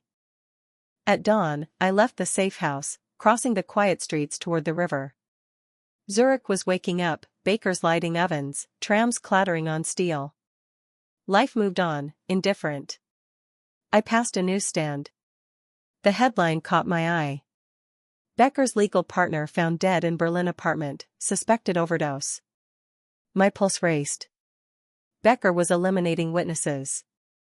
And I'd just given my location to the last person in Zurich connected to him. I turned, scanning the street.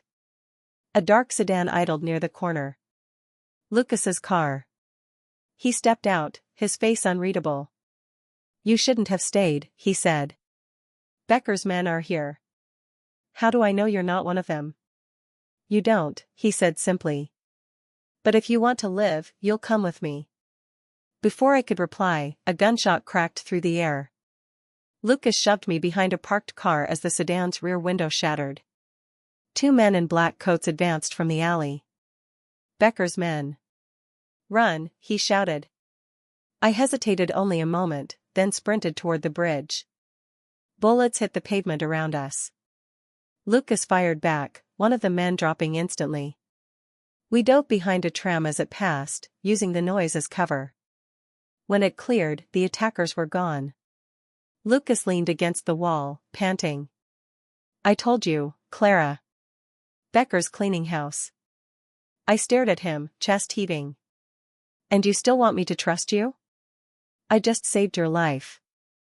Maybe to finish me yourself later. He didn't deny it. Instead, he handed me a keycard. Vault 47B. That's where the original will is. If you get there first, you'll find your answers. If not, he trailed off, blood blooming on his sleeve. You're hit, I said, grabbing his arm. He shook his head. Doesn't matter. What matters is this: Marcus isn't acting alone anymore. What do you mean? There's someone else, he whispered. Someone higher. Who? He looked at me, his expression hollow. You'll know when you read the will. His knees buckled. I caught him before he fell. Lucas, stay with me. But his eyes were already closing. Tell him, tell our father. I tried. Then he went still. The city was silent except for the hum of the trams and the slow trickle of water under the bridge. I closed his eyes, my breath shaking. Another betrayal buried under the weight of truth. I looked down at the keycard, smeared with blood. Vault 47B. My father's last secret. And now, the only way to finish what he started. The vault was nothing like I expected. Deep beneath the city, it felt less like a bank and more like a tomb, cold, soundless, timeless. Every step I took echoed against stone floors, the air humming faintly with the electricity of sealed secrets. The guard at the entrance barely looked at me. I'd memorized Lucas's tone, his clipped way of saying his name, and borrowed his identity with the same precision Marcus had once used to steal mine. The keycard was my passport into the underworld. Vault 47B. The door recognized the card with a soft chime. A green light blinked. Then, with a deep mechanical groan, the metal door unsealed itself. Inside, rows of safety boxes lined the walls, each labeled with a number and sealed with the kind of discretion only the dead could afford. Mine waited in the corner, simple, unassuming, and dustless, as if someone had opened it not long ago. I inserted the keycard and turned. The lock released with a whisper. Inside was a single black folder. And beneath it, a flash drive sealed in plastic. I pulled both out and sat on the small steel chair in the corner, the sound of my own breathing loud in the hush. The folder was labeled Carl Weber, Testament to. I opened it carefully, my fingers trembling. The handwriting was my father's. The date, February 5, 2024, 3 weeks before his death. As I began to read, my vision blurred with disbelief.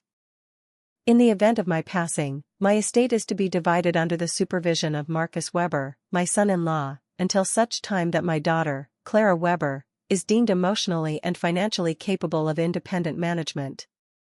Emotionally capable. The words slashed through me. My father, who had always trusted me, had written this. No. It wasn't his phrasing. It was Marcus's vocabulary. The language of condescension disguised as care. I flipped the page. At the bottom, there was a signature. My father's. But like before, the K looped in a way it never had before. Another forgery. But this time, there was something else, handwritten notes in the margins. My father's real handwriting. Sharp, rushed, frantic. He knows. They came after Lucas. If something happens to me, don't trust the papers. Trust the flash drive. My blood ran cold. I looked at the drive still sealed in plastic. My father had known. He'd left me the truth buried inside this vault. I plugged it into my laptop, hands trembling. A folder opened automatically. Inside were scanned letters, bank statements, and one video file titled final_message.mov. I double-clicked. The screen filled with my father's face, paler, thinner, but his eyes as kind and sharp as ever. Clara, he said, his voice soft but deliberate. If you're watching this, then the people I warned you about have already acted. Marcus isn't who he pretends to be. Neither is Lucas. And I made mistakes. I trusted the wrong men. My throat tightened. Becker approached me years ago under the guise of partnership. I didn't see what he was building until it was too late. Marcus married you not out of love, but as part of a plan, to consolidate power, to control the Weber Trust, to clean money for the ones behind Becker. Men who operate above the law. He paused, coughing. They call themselves Die Still Alliance, the Silent Alliance. Marcus isn't their leader. He's their servant. And if Lucas is still alive, he's their insurance. I froze. Lucas is still alive. The recording continued. There is a second will, one they forged to secure control after my death. But this, he held up a sealed envelope, is the real one. I've hidden it somewhere only my daughter would know. Somewhere she learned to listen, not speak. I gasped.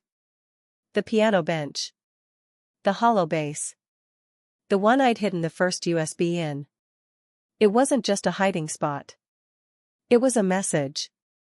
My father had hidden his will there long before I ever needed to hide mine. If you find this, Clara, he said, his voice trembling now, don't go to the police. Don't go to the courts. Use their own greed against them. Make them destroy each other. The video ended with a faint smile. I love you, my girl. Be your mother's fire. I sat frozen, tears streaming silently down my face. For the first time in months, I didn't feel weak. I felt alive. I packed the drive and folder into my bag and turned to leave, only to hear the faint hum of the vault door behind me. It was closing. Automatically. I bolted toward it, but it sealed shut before I reached it. The green light turned red. Neen, I whispered, slamming my hands against the door. Open. Nothing. Then I heard a sound through the steel, footsteps. 2, maybe 3. And a voice I recognized immediately. Becker. Too predictable, he said through the metal, his tone almost amused. You couldn't resist the vault. Let me out. He laughed. Oh, Clara. Do you know how many people have died chasing the truth? You think you're the first Weber to realize what your father built? I pressed my forehead against the cold door. What do you want, Becker? Control. The same thing everyone in your family wants. But don't worry, Marcus has already agreed to terms. My stomach dropped. He's alive? Oh yes, Becker said softly. And you'll see him soon enough. The sound of his footsteps faded. I was trapped. I scanned the room. The vault was airtight, no visible exit except the sealed door. The air tasted stale already. Panic clawed at my chest. But then I remembered Lucas's words, there's another way out. I turned back to the wall of safety boxes and noticed one that looked different, slightly ajar, with a faint draft seeping from the edge. Box 47C. I forced it open. Behind the false panel was a small maintenance hatch. Barely large enough to crawl through. I took one last look at the folder, clutching it to my chest, then squeezed into the narrow shaft. The air was thick with dust and metal. I crawled for what felt like hours until I reached another grate. Through it, I saw movement, 2 guards talking near the loading dock.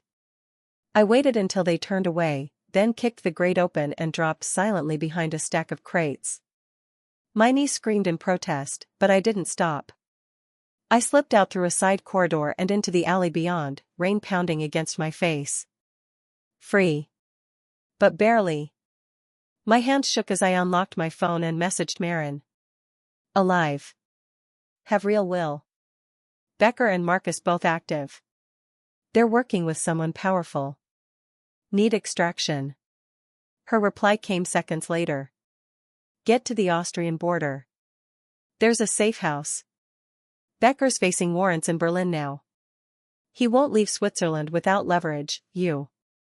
I turned toward the glowing lights of Zurich and whispered, then I'll make sure he gets none.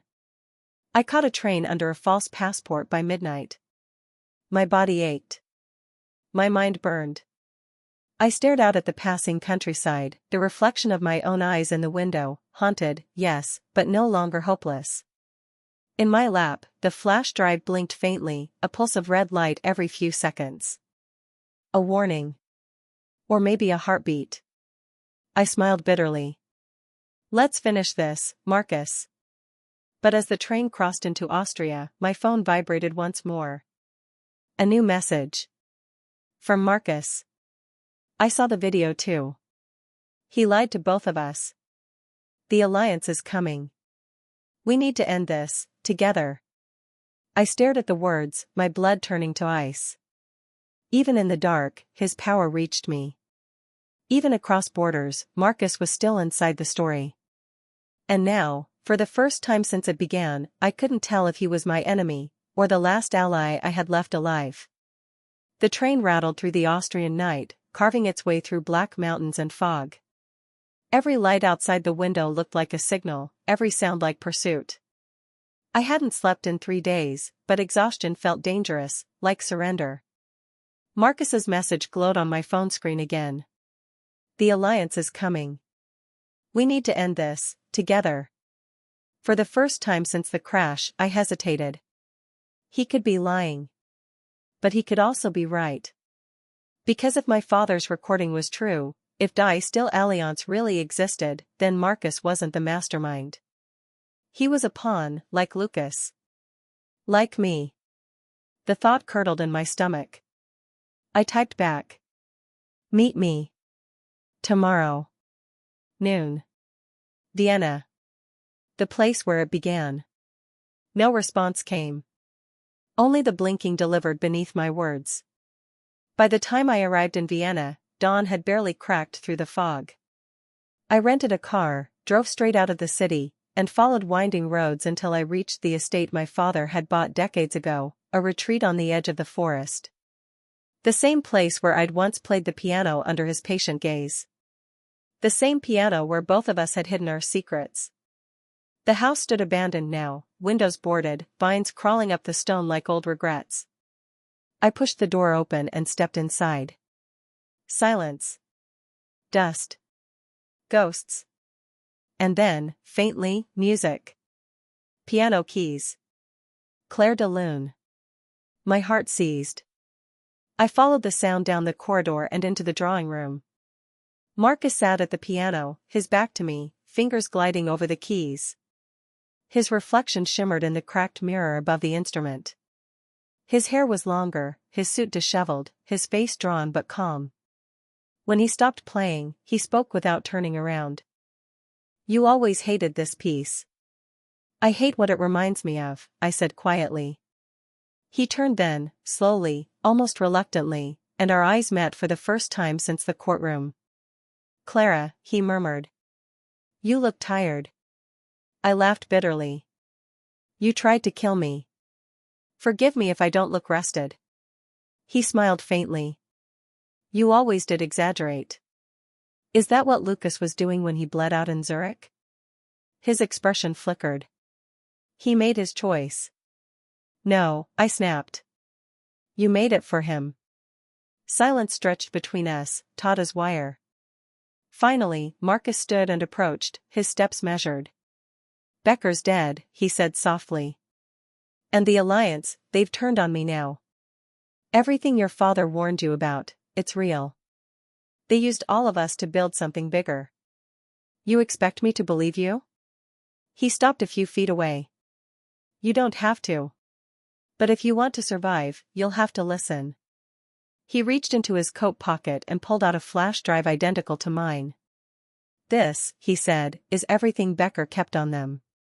Politicians. CEOs. Judges.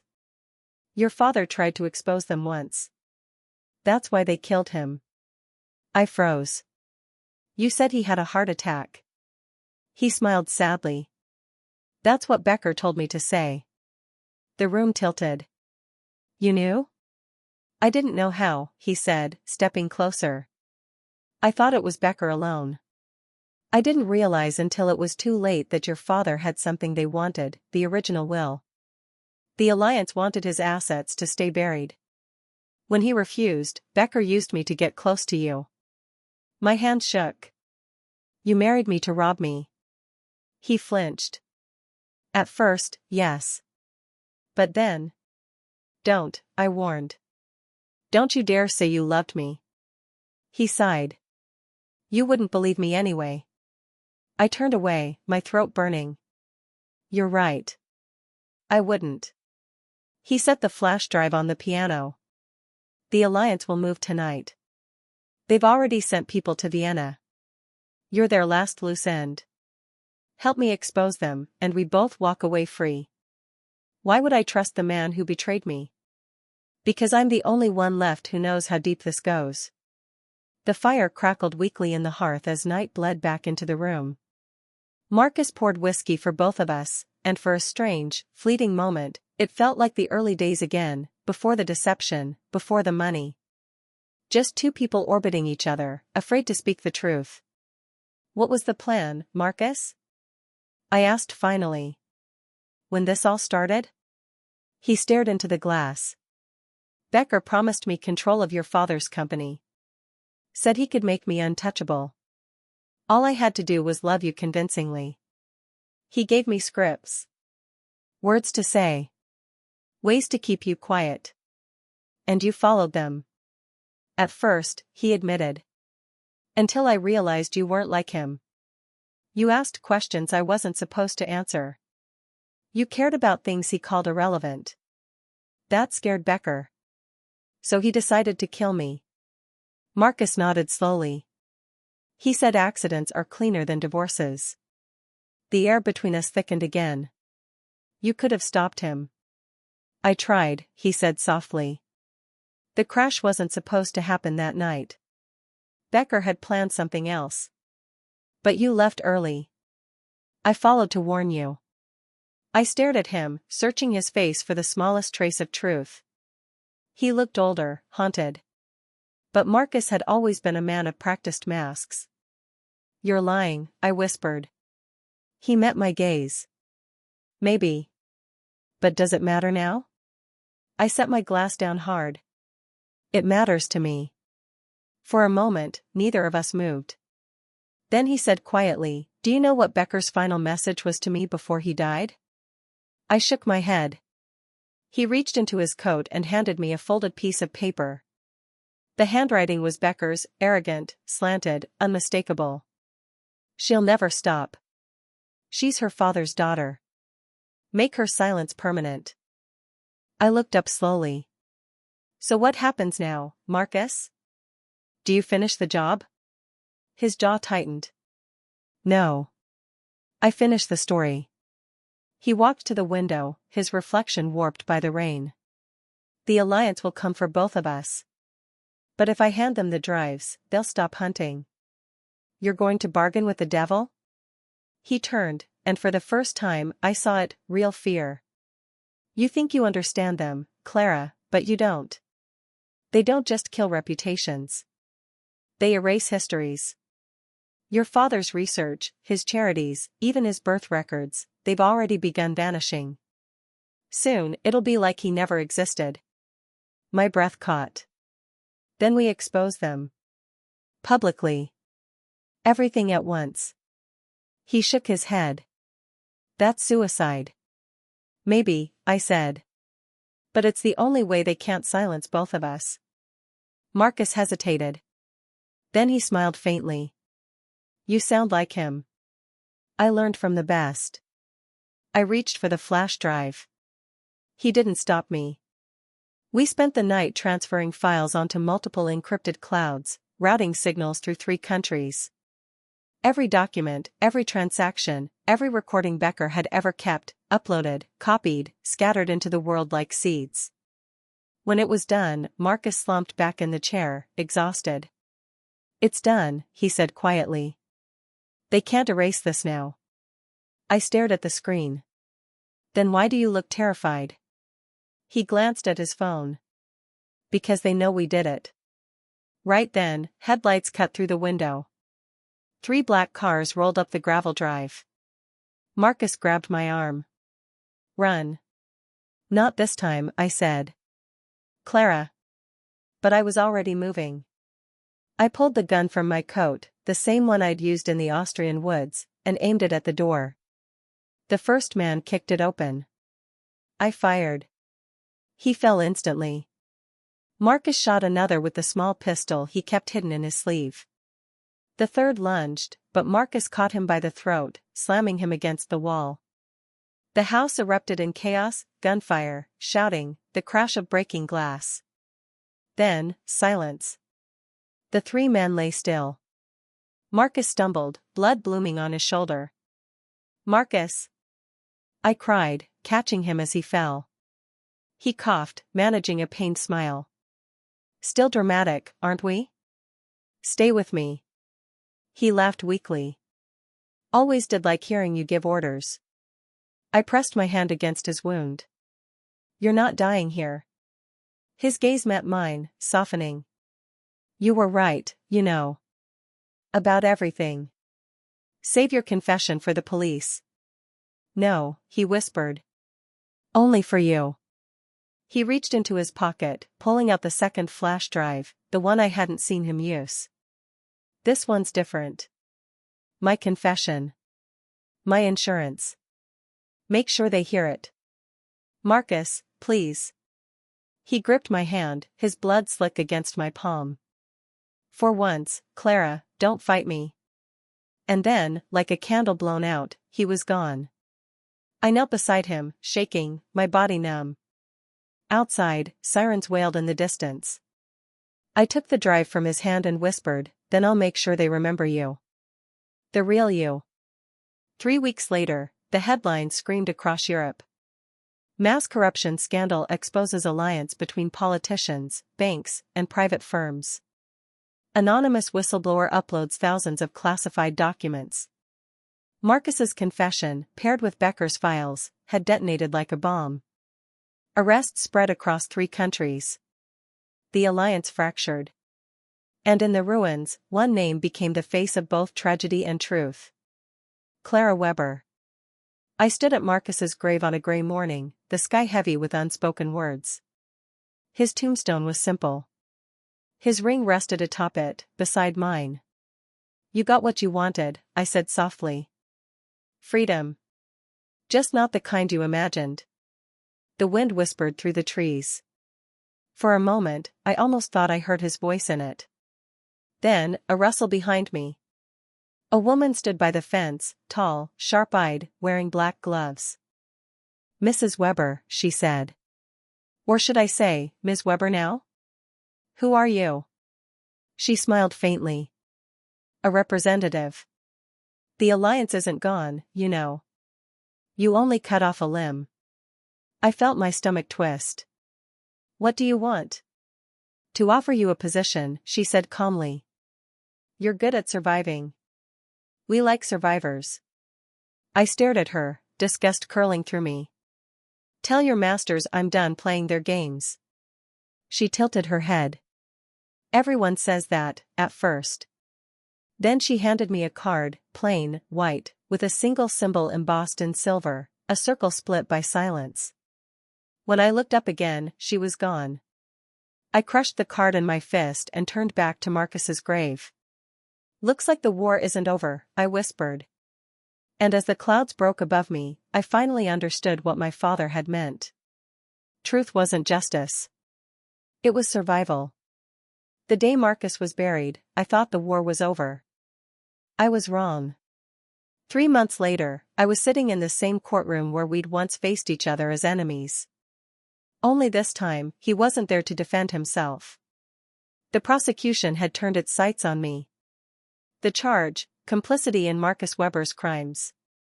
The irony was so sharp it almost made me laugh. The woman who'd destroyed an empire was now accused of helping build it. But that's how the world worked. Truth was never pure, and justice never free.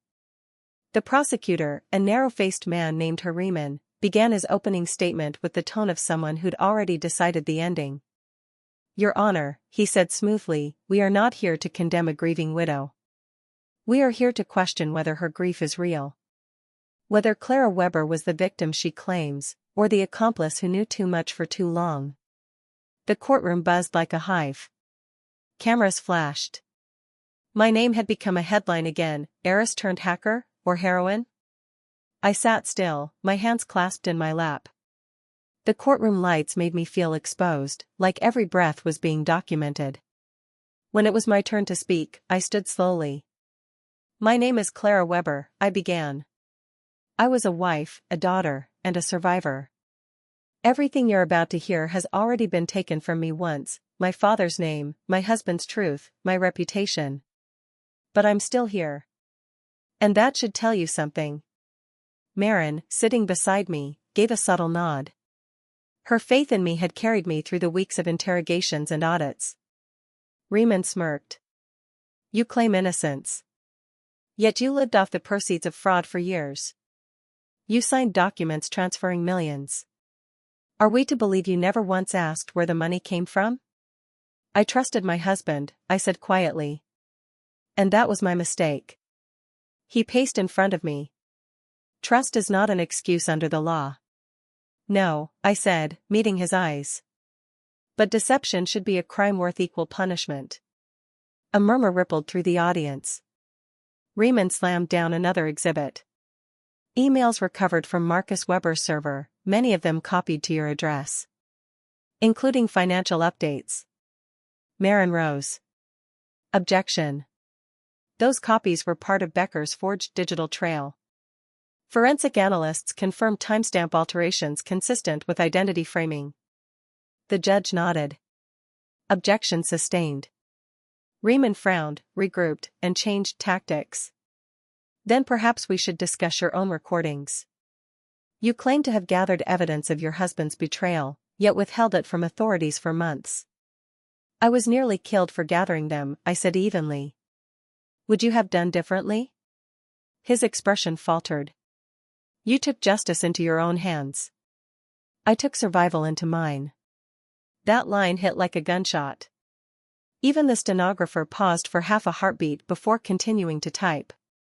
When recess was called, I stepped outside for air. The courthouse steps were lined with journalists shouting my name. Microphones thrust forward like weapons. "Clara, did you know about Marcus's second accounts? Do you feel guilty for his death? Did you love him or hate him?" I ignored them all, pushing through the crowd until I reached the edge of the plaza. The sky was pale and cold. Autumn again. That's when I saw him, Becker. Handcuffed, flanked by 2 officers, his face bruised but still wearing that same smug calm. Our eyes met for one searing second. He smirked. "How's freedom treating you, Clara?" Before I could answer, one of the officers pushed him into a waiting van. But I saw something in his eyes before the doors closed. Fear. Real, trembling fear. And in that moment, I realized something chilling. He wasn't afraid of me. He was afraid of them. The alliance. The second half of the trial began a week later. Marin called her first witness, Dr. Elias Rother, a forensic audio expert. He testified that Marcus's confession and my father's recordings matched perfectly with evidence Becker had kept hidden in his private vault. "The chain of deception," he said, pointing to the screen, "originated with Becker's firm, not with Frau Weber. She's the only person in this case who provided consistent evidence throughout." Riemann objected, but the judge allowed the testimony. Then came the moment none of us expected. During the lunch recess, Becker requested to testify, in exchange for protection. When he entered the courtroom, whispers filled the air. His suit was wrinkled, his hands trembling slightly, but his eyes were alive with calculation. "Frau Weber," he said when our gazes met, "we meet again." I wanted to spit in his face, but I stayed silent. He looked to the judge. "Your Honor, I will testify under oath that Marcus Weber acted under pressure from a group known as Die Still Allianz. I will also testify that Clara Weber was not involved in the creation or distribution of fraudulent accounts." The courtroom erupted. Riemann tried to object again, but the judge silenced him. "Proceed," she said. Becker smirked. "Marcus was many things, but he wasn't the architect. He was a puppet. The strings were held by men with power you can't imagine, ministers, bankers, board members. They wanted the Weber fortune because it was clean, untied to politics. Marcus's marriage was their entrance. Clara's inheritance was their reward. He paused, then turned to me. You were the key they couldn't control. And that's why they killed your father. My stomach dropped. So it's true. Yes, he said. And they'll come for you next if you keep digging. The judge banged her gavel. Enough of the theatrics. You will answer the questions asked. But the damage was done. Becker's words were like gasoline on an open flame. He'd just confessed publicly, on record, that the alliance was real. And that meant Marcus's war hadn't died with him. After Becker's testimony, the trial's tone shifted. The press, the spectators, even the prosecutor, all looked at me differently now. Not as a criminal, but as a survivor who'd stepped into a conspiracy far larger than marriage and inheritance. On the final day, the judge's voice echoed through the courtroom. After reviewing all evidence, this court finds the defendant, Frau Clara Weber, not guilty of all charges. For a moment, I couldn't move. The words didn't feel real. Marin gripped my hand. You did it. No, I whispered. We just survived it. Outside, the air felt different. Free. The reporters swarmed again, but their questions sounded softer now. Sympathetic. Clara, what will you do next? Do you think the alliance is still operating? I paused on the courthouse steps, the autumn wind catching my hair. Yes, I said simply. And I think they're listening right now. A murmur spread through the crowd. I smiled faintly and walked away. That night, I returned to my father's mansion, the estate finally restored to my name. The halls were colder, quieter than I remembered. My footsteps echoed like ghosts greeting me home. In his study, the grand piano still stood where it always had, the same one where I'd hidden my first recording. I sat down, opened the lid, and ran my fingers along the keys. Beneath the hollow base, something shifted. A small envelope. Inside, one final letter. For my daughter. If you've come this far, then you've already learned the hardest truth: justice isn't something you find. It's something you build, brick by bloody brick. Don't stop now. Papa. My tears fell onto the page. I whispered, I won't. Then I played the same song Marcus once used to lure me into the darkness, Clair de Lune. But this time it didn't sound like sorrow. It sounded like war. The next morning, a plain envelope slid under my door. No return address. Inside, a single sentence typed in black ink. Congratulations on your acquittal. The board would like to meet. No signature. Only a symbol I'd seen before, a circle split by silence. The alliance hadn't died. It had simply evolved. And it wanted me to join. The letter lay on my desk like a living thing, silent, patient, breathing danger into the air. The board would like to meet. It wasn't signed, but it didn't need to be. The symbol embossed at the bottom, a circle split by a perfect vertical line, was the same one the woman at Marcus's grave had carried. Die still Alliance. The silent alliance. They'd lost Becker, lost Marcus, lost their secrecy. And now, instead of hiding, they were reaching out to me. It was both a threat and an invitation. I didn't sleep that night. I sat in my father's office, watching the embers in the fireplace die, feeling the weight of the mansion pressing in on me. For weeks, the estate had felt like a tomb, each room echoing with ghosts. But tonight, it felt alive again. Watching. Listening. By dawn, I had made my decision. I would go. Not because I trusted them. But because I needed to see what monsters looked like when they believed they were untouchable. The meeting was set for midnight. The address was in the letter, Fichterstrasse 11, Zurich. A private gallery Marcus once brought me to years ago, a place filled with mirrors, glass, and the kind of silence that hides sins behind art. I wore black. No jewelry. No fear. The gallery door was unlocked. Inside, the air smelled of polished wood and perfume. Dim lights glowed over minimalist paintings, each one signed with that same cryptic symbol, the divided circle. Footsteps approached from the shadows. A woman appeared first, the same one from the grave. Her posture perfect, her voice calm. "Frau Weber," she said softly. "Welcome back to the family business." "I didn't know I had one." "Oh, you've always had one," she said, smiling faintly.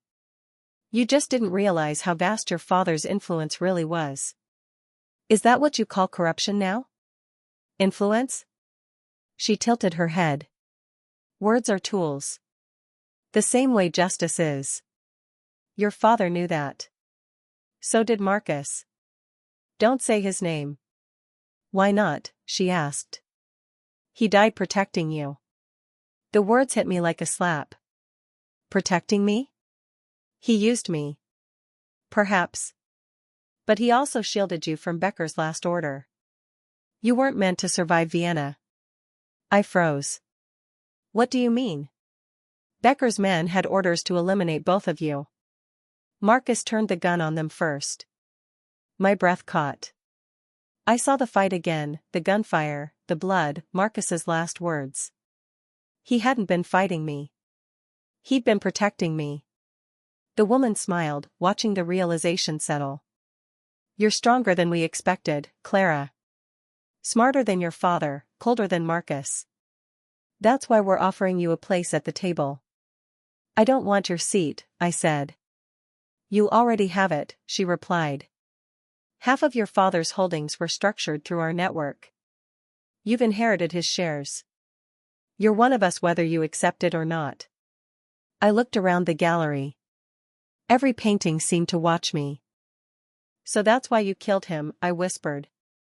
We didn't kill him, she said smoothly. He died fighting us. There's a difference. And you expect me to join the same organization that murdered him? She smiled again, thin, amused. He would have done the same, eventually. You know it's true. I wanted to scream. Instead, I asked, what happens if I say no? Then we take what's ours, she said simply. Everything your father built.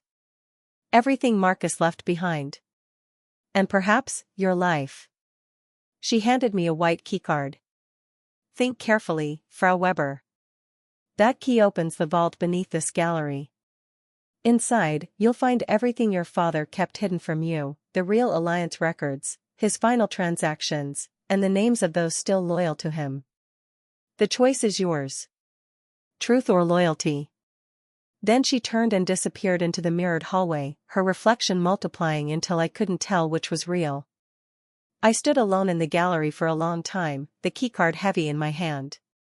Every instinct screamed to run. But I was done running. I found the vault hidden behind a false panel near the main staircase. The card reader blinked softly, waiting. I slid the key in. A hiss of air. The door unlocked. The room beyond was small, lined with shelves. Documents, ledgers, photographs. At the center, a single leather-bound book. I opened it. My father's handwriting. But not business notes this time. Letters. Personal ones. Each page was addressed to someone in the alliance. Some letters pleaded. Others threatened. And one, at the very end, was addressed to me. Clara. If you found this, then they've shown you their power. You cannot destroy them through the courts. The law bends to those who own it. But you can expose them from within. They've offered you a seat at their table? Take it. Learn. Watch. Then choose what kind of legacy the Weber name will mean. Truth is only dangerous when it's silent. Speak it loudly. Papa. My tears blurred the ink. He'd known. He'd planned this, years before his death. He'd left me a path, not out of vengeance, but strategy. I whispered, you were preparing me all along. Then, from behind me, a voice said, he prepared us both. I turned. Marcus. Alive. For a moment, I couldn't breathe. He stepped out of the shadows, thinner, pale, but unmistakably him. His eyes still carried that impossible mix of arrogance and sorrow. "You're dead," I whispered. He smiled faintly. "Apparently not." I backed away. "This isn't real." "It is," he said. "The Alliance staged my death. They needed a martyr to protect the network. I became their ghost." "Why are you here?" "To warn you. They're not offering you a seat, Clara. They're offering you a leash." He took another step closer. "You think you're inheriting your father's empire? You're inheriting his prison." My pulse roared in my ears. "And what about you? You're part of it now?" "I was," he said softly. "Until I saw what they really were. Until I saw what they did to Lucas. Lucas is dead." He looked down. "Yes. Because of me." I felt my throat close. "You killed your own brother?" "He wasn't innocent. He betrayed you first. But Becker wanted to make an example of him." I finished it quickly. The words hit me like blades. "I don't know if I should thank you or destroy you," I said through clenched teeth. He smiled faintly. "That's love, isn't it?" "Don't call it that." Silence stretched. Finally, I said, "If you came to warn me, then help me end them." He hesitated. "You can't end them. You can only replace them." My father's letter flashed in my mind. "Expose them from within." I looked at Marcus. "Then maybe that's exactly what I'll do." He searched my face. "You'll become what you hate.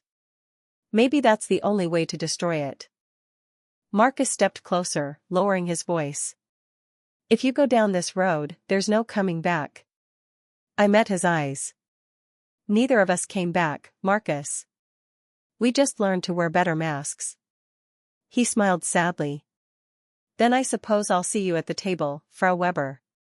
Before I could speak, the alarm blared, the vault security system reactivating.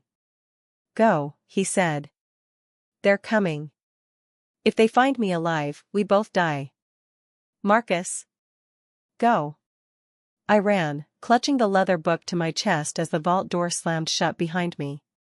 By the time I reached the street, the gallery was swarming with black cars. And Marcus was gone. Again. Back at the estate, I locked the doors and opened the book one last time. On the final page, in my father's handwriting, was a list of names, powerful ones. Politicians. CEOs. Judges. The remaining members of the Alliance. And beside one of them, written in red ink, was Marcus's name. But beneath that, in darker, newer handwriting, another had been added. Clara Weber. For a long time, I just stared at it. Then I began to laugh. Softly at first, then louder, until it echoed through the empty halls of the estate. Because I understood now. The Alliance hadn't invited me to join them out of respect. They'd done it because I was already one of them. By inheritance. By blood. By vengeance. The same legacy I'd tried to destroy was now mine to command. I closed the book and whispered to the shadows, "Then I'll give you something to fear." Outside, engines purred in the distance. The men in black suits had come to collect me. I didn't run. I walked to the door, calm, composed, untouchable. Because for the first time in my life, I wasn't their victim. I was their heir. And tomorrow, I would be their reckoning. I didn't sleep that night. I didn't even try. The clock on the wall ticked like a heartbeat I couldn't silence. Outside, the estate was wrapped in fog, the kind that swallows sound and memory alike. Somewhere beyond it, the Alliance was waiting. Maybe to welcome me. Maybe to destroy me. Either way, I was done running. I sat in my father's study, the leather-bound book open before me, the list of names gleaming faintly in the lamplight. The ink beside mine, Clara Weber, still looked fresh, as if someone had written it just hours ago. Marcus. He'd done it before he disappeared again, I was sure of it. A warning. A curse. Maybe even a final act of love twisted into something monstrous. He was telling me that no matter what I chose now, I was already one of them. The silence of the house was suffocating. I poured a drink, stared into the amber swirl of whiskey, and saw my reflection fractured in it, part widow, part weapon. I whispered to the empty room, "Is this what you wanted, Papa?" The fireplace crackled softly, as if answering.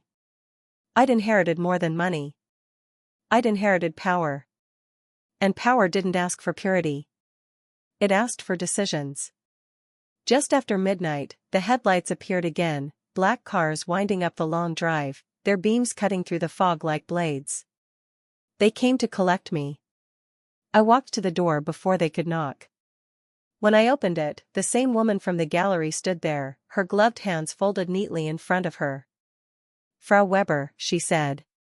"You've read your father's notes." "I have." "And you understand what they mean?" "I understand everything," I said quietly. "He fought you. You won. But now you want me to replace him." She smiled, faint and cold. "We don't offer power, Clara. We offer continuity. Chaos needs architects. Your father understood that." "Did Marcus?" Her expression flickered. "Marcus was loyal, until the end." "Then why did you kill him?" The woman didn't blink.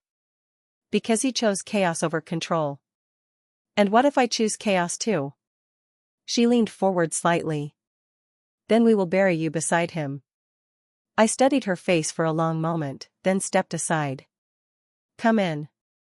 They followed me into the study, 3 of them, dressed in black, faceless but polite. The woman sat opposite me while the others stood near the door. The firelight painted her features in golden shadow.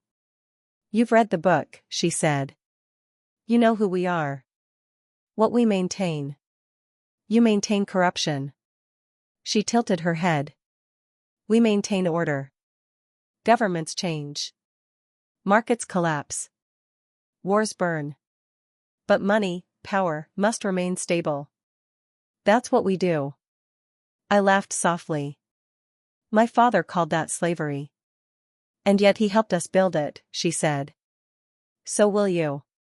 I reached for the glass, took a slow sip, then met her gaze. "What if I told you I've already made my choice?" She smiled faintly. "Then I'd say you were more like him than you realize." I nodded. "Exactly." Before she could react, I pressed the button hidden beneath the desk.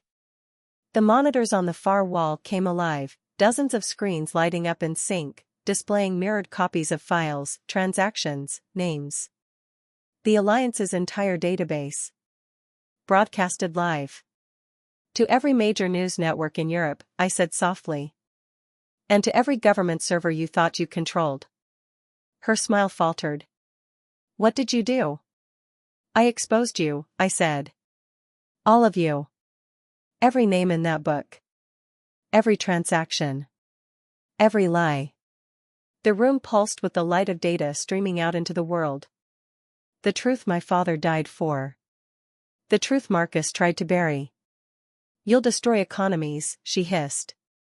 "Governments will collapse. Then maybe they deserve to." The guards moved instantly, reaching for their weapons. But before they could fire, I lifted a small black device from my pocket, a detonator, its red light blinking faintly. "Step back," I said.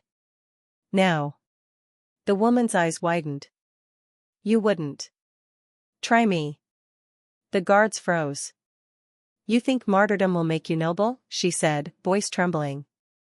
"You're not your father." "No," I said. "I'm what he created when you killed him." The device clicked softly in my hand. She stared at me for a long moment, then lowered her voice. "If you do this, you'll lose everything. The estate. The accounts. The life he built for you."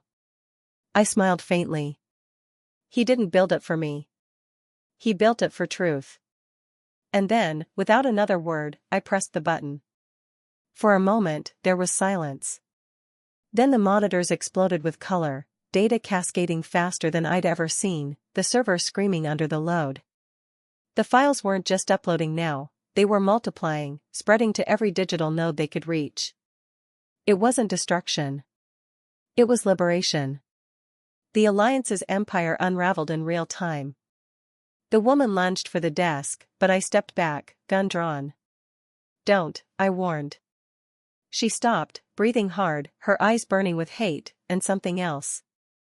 "Admiration, maybe." "You'll regret this," she whispered. "I already do," I said. The lights flickered. The screens went white. Then, darkness. When I woke, it was dawn. The mansion smelled of smoke and rain. The monitors were dead, the circuits fried. The woman and her guards were gone. But the world outside wasn't the same. I turned on the radio. Static. Then, faintly, chaos. Unprecedented leaks, government resignations expected, private banks under investigation. It worked. I'd burned the entire machine to the ground. For hours, I wandered through the estate in silence. Every portrait, every relic of my family's empire, felt like a monument to a lie. When I reached my father's piano, I sat and played again, this time not Claire de Lune, but a simple melody my mother used to hum when she thought no one was listening. It was imperfect. Human. Free. When I finished, I whispered into the empty air, "It's done." But then, as if mocking me, my phone buzzed. A new message. Unknown number. The Alliance was never ours. It was yours. And it still is. Attached was a single photo, Marcus, alive. Standing in front of a news studio. My heart stopped. He'd survived again. Or maybe, he'd never died at all. The message continued. "You didn't destroy it, Clara. You inherited it." The room spun. My stomach turned cold. I opened my laptop, just one still functioning drive, and saw it. A single folder blinking on the desktop. Weber Holdings, transferred ownership confirmed. Recipient, Clara Weber. The entire network. Every secret, every account, every piece of the empire I'd tried to obliterate. It hadn't been deleted. It had been redirected. To me. I stared at the screen for a long time, unable to breathe. Then I began to laugh, quietly at first, then louder, the sound echoing through the empty halls. It wasn't victory. It wasn't defeat. It was something far darker. The Alliance hadn't needed to kill me. They'd made me their weapon. I looked at my reflection in the piano's glossy surface. I didn't see the frightened woman from Berlin anymore. Or the betrayed wife. Or the broken daughter. I saw power. Raw. Relentless. Unforgiving. And somewhere inside it, I saw Marcus's smile. He'd always said, if you can't win their game, rewrite the rules. I had. But now, I was the game. Outside, thunder rolled over the mountains. I closed the laptop, stood, and walked to the window. The rain blurred the horizon, washing the world clean, or trying to. Somewhere out there, Marcus was watching. Waiting. And maybe one day, he'd come back to claim what he thought was his. Until then, I would rule what was mine. Not for greed. Not for vengeance. For control. Because if there was one thing I'd learned from the men who'd destroyed my family, it was this. Power doesn't disappear. It only changes hands. And tonight, it was in mine. Justice didn't come in a verdict. It came in echoes. The world woke to chaos, banks frozen, politicians resigning, empires collapsing under the weight of their own secrets. New anchors spoke my name with awe and fear in equal measure. Clara Weber, the woman who burned an empire to reveal its truth. But standing at the window of my father's estate, I didn't feel triumphant. Only hollow. The rain fell hard that morning, washing soot from the marble steps, blurring the reflection of the woman I'd become. Power was supposed to taste like victory. Instead, it tasted like ash. I had exposed them all, but in doing so, I'd inherited their world, the same corruption, the same quiet hunger. Marcus's shadow lingered in every corner, his voice echoing in my mind. You didn't destroy it. You became it. He was right. The alliance didn't vanish. It adapted. And so did I. Now, when the powerful whisper, they say my name the way others say prayer, or curse. The circle is no longer broken. It just has a new center. I close my father's ledger and whisper to the silence. Truth isn't justice. It's the price we pay to survive it. Would you have done what I did, knowing the truth could cost you everything? Tell me in the comments below. And subscribe if you want to hear what Clara does next.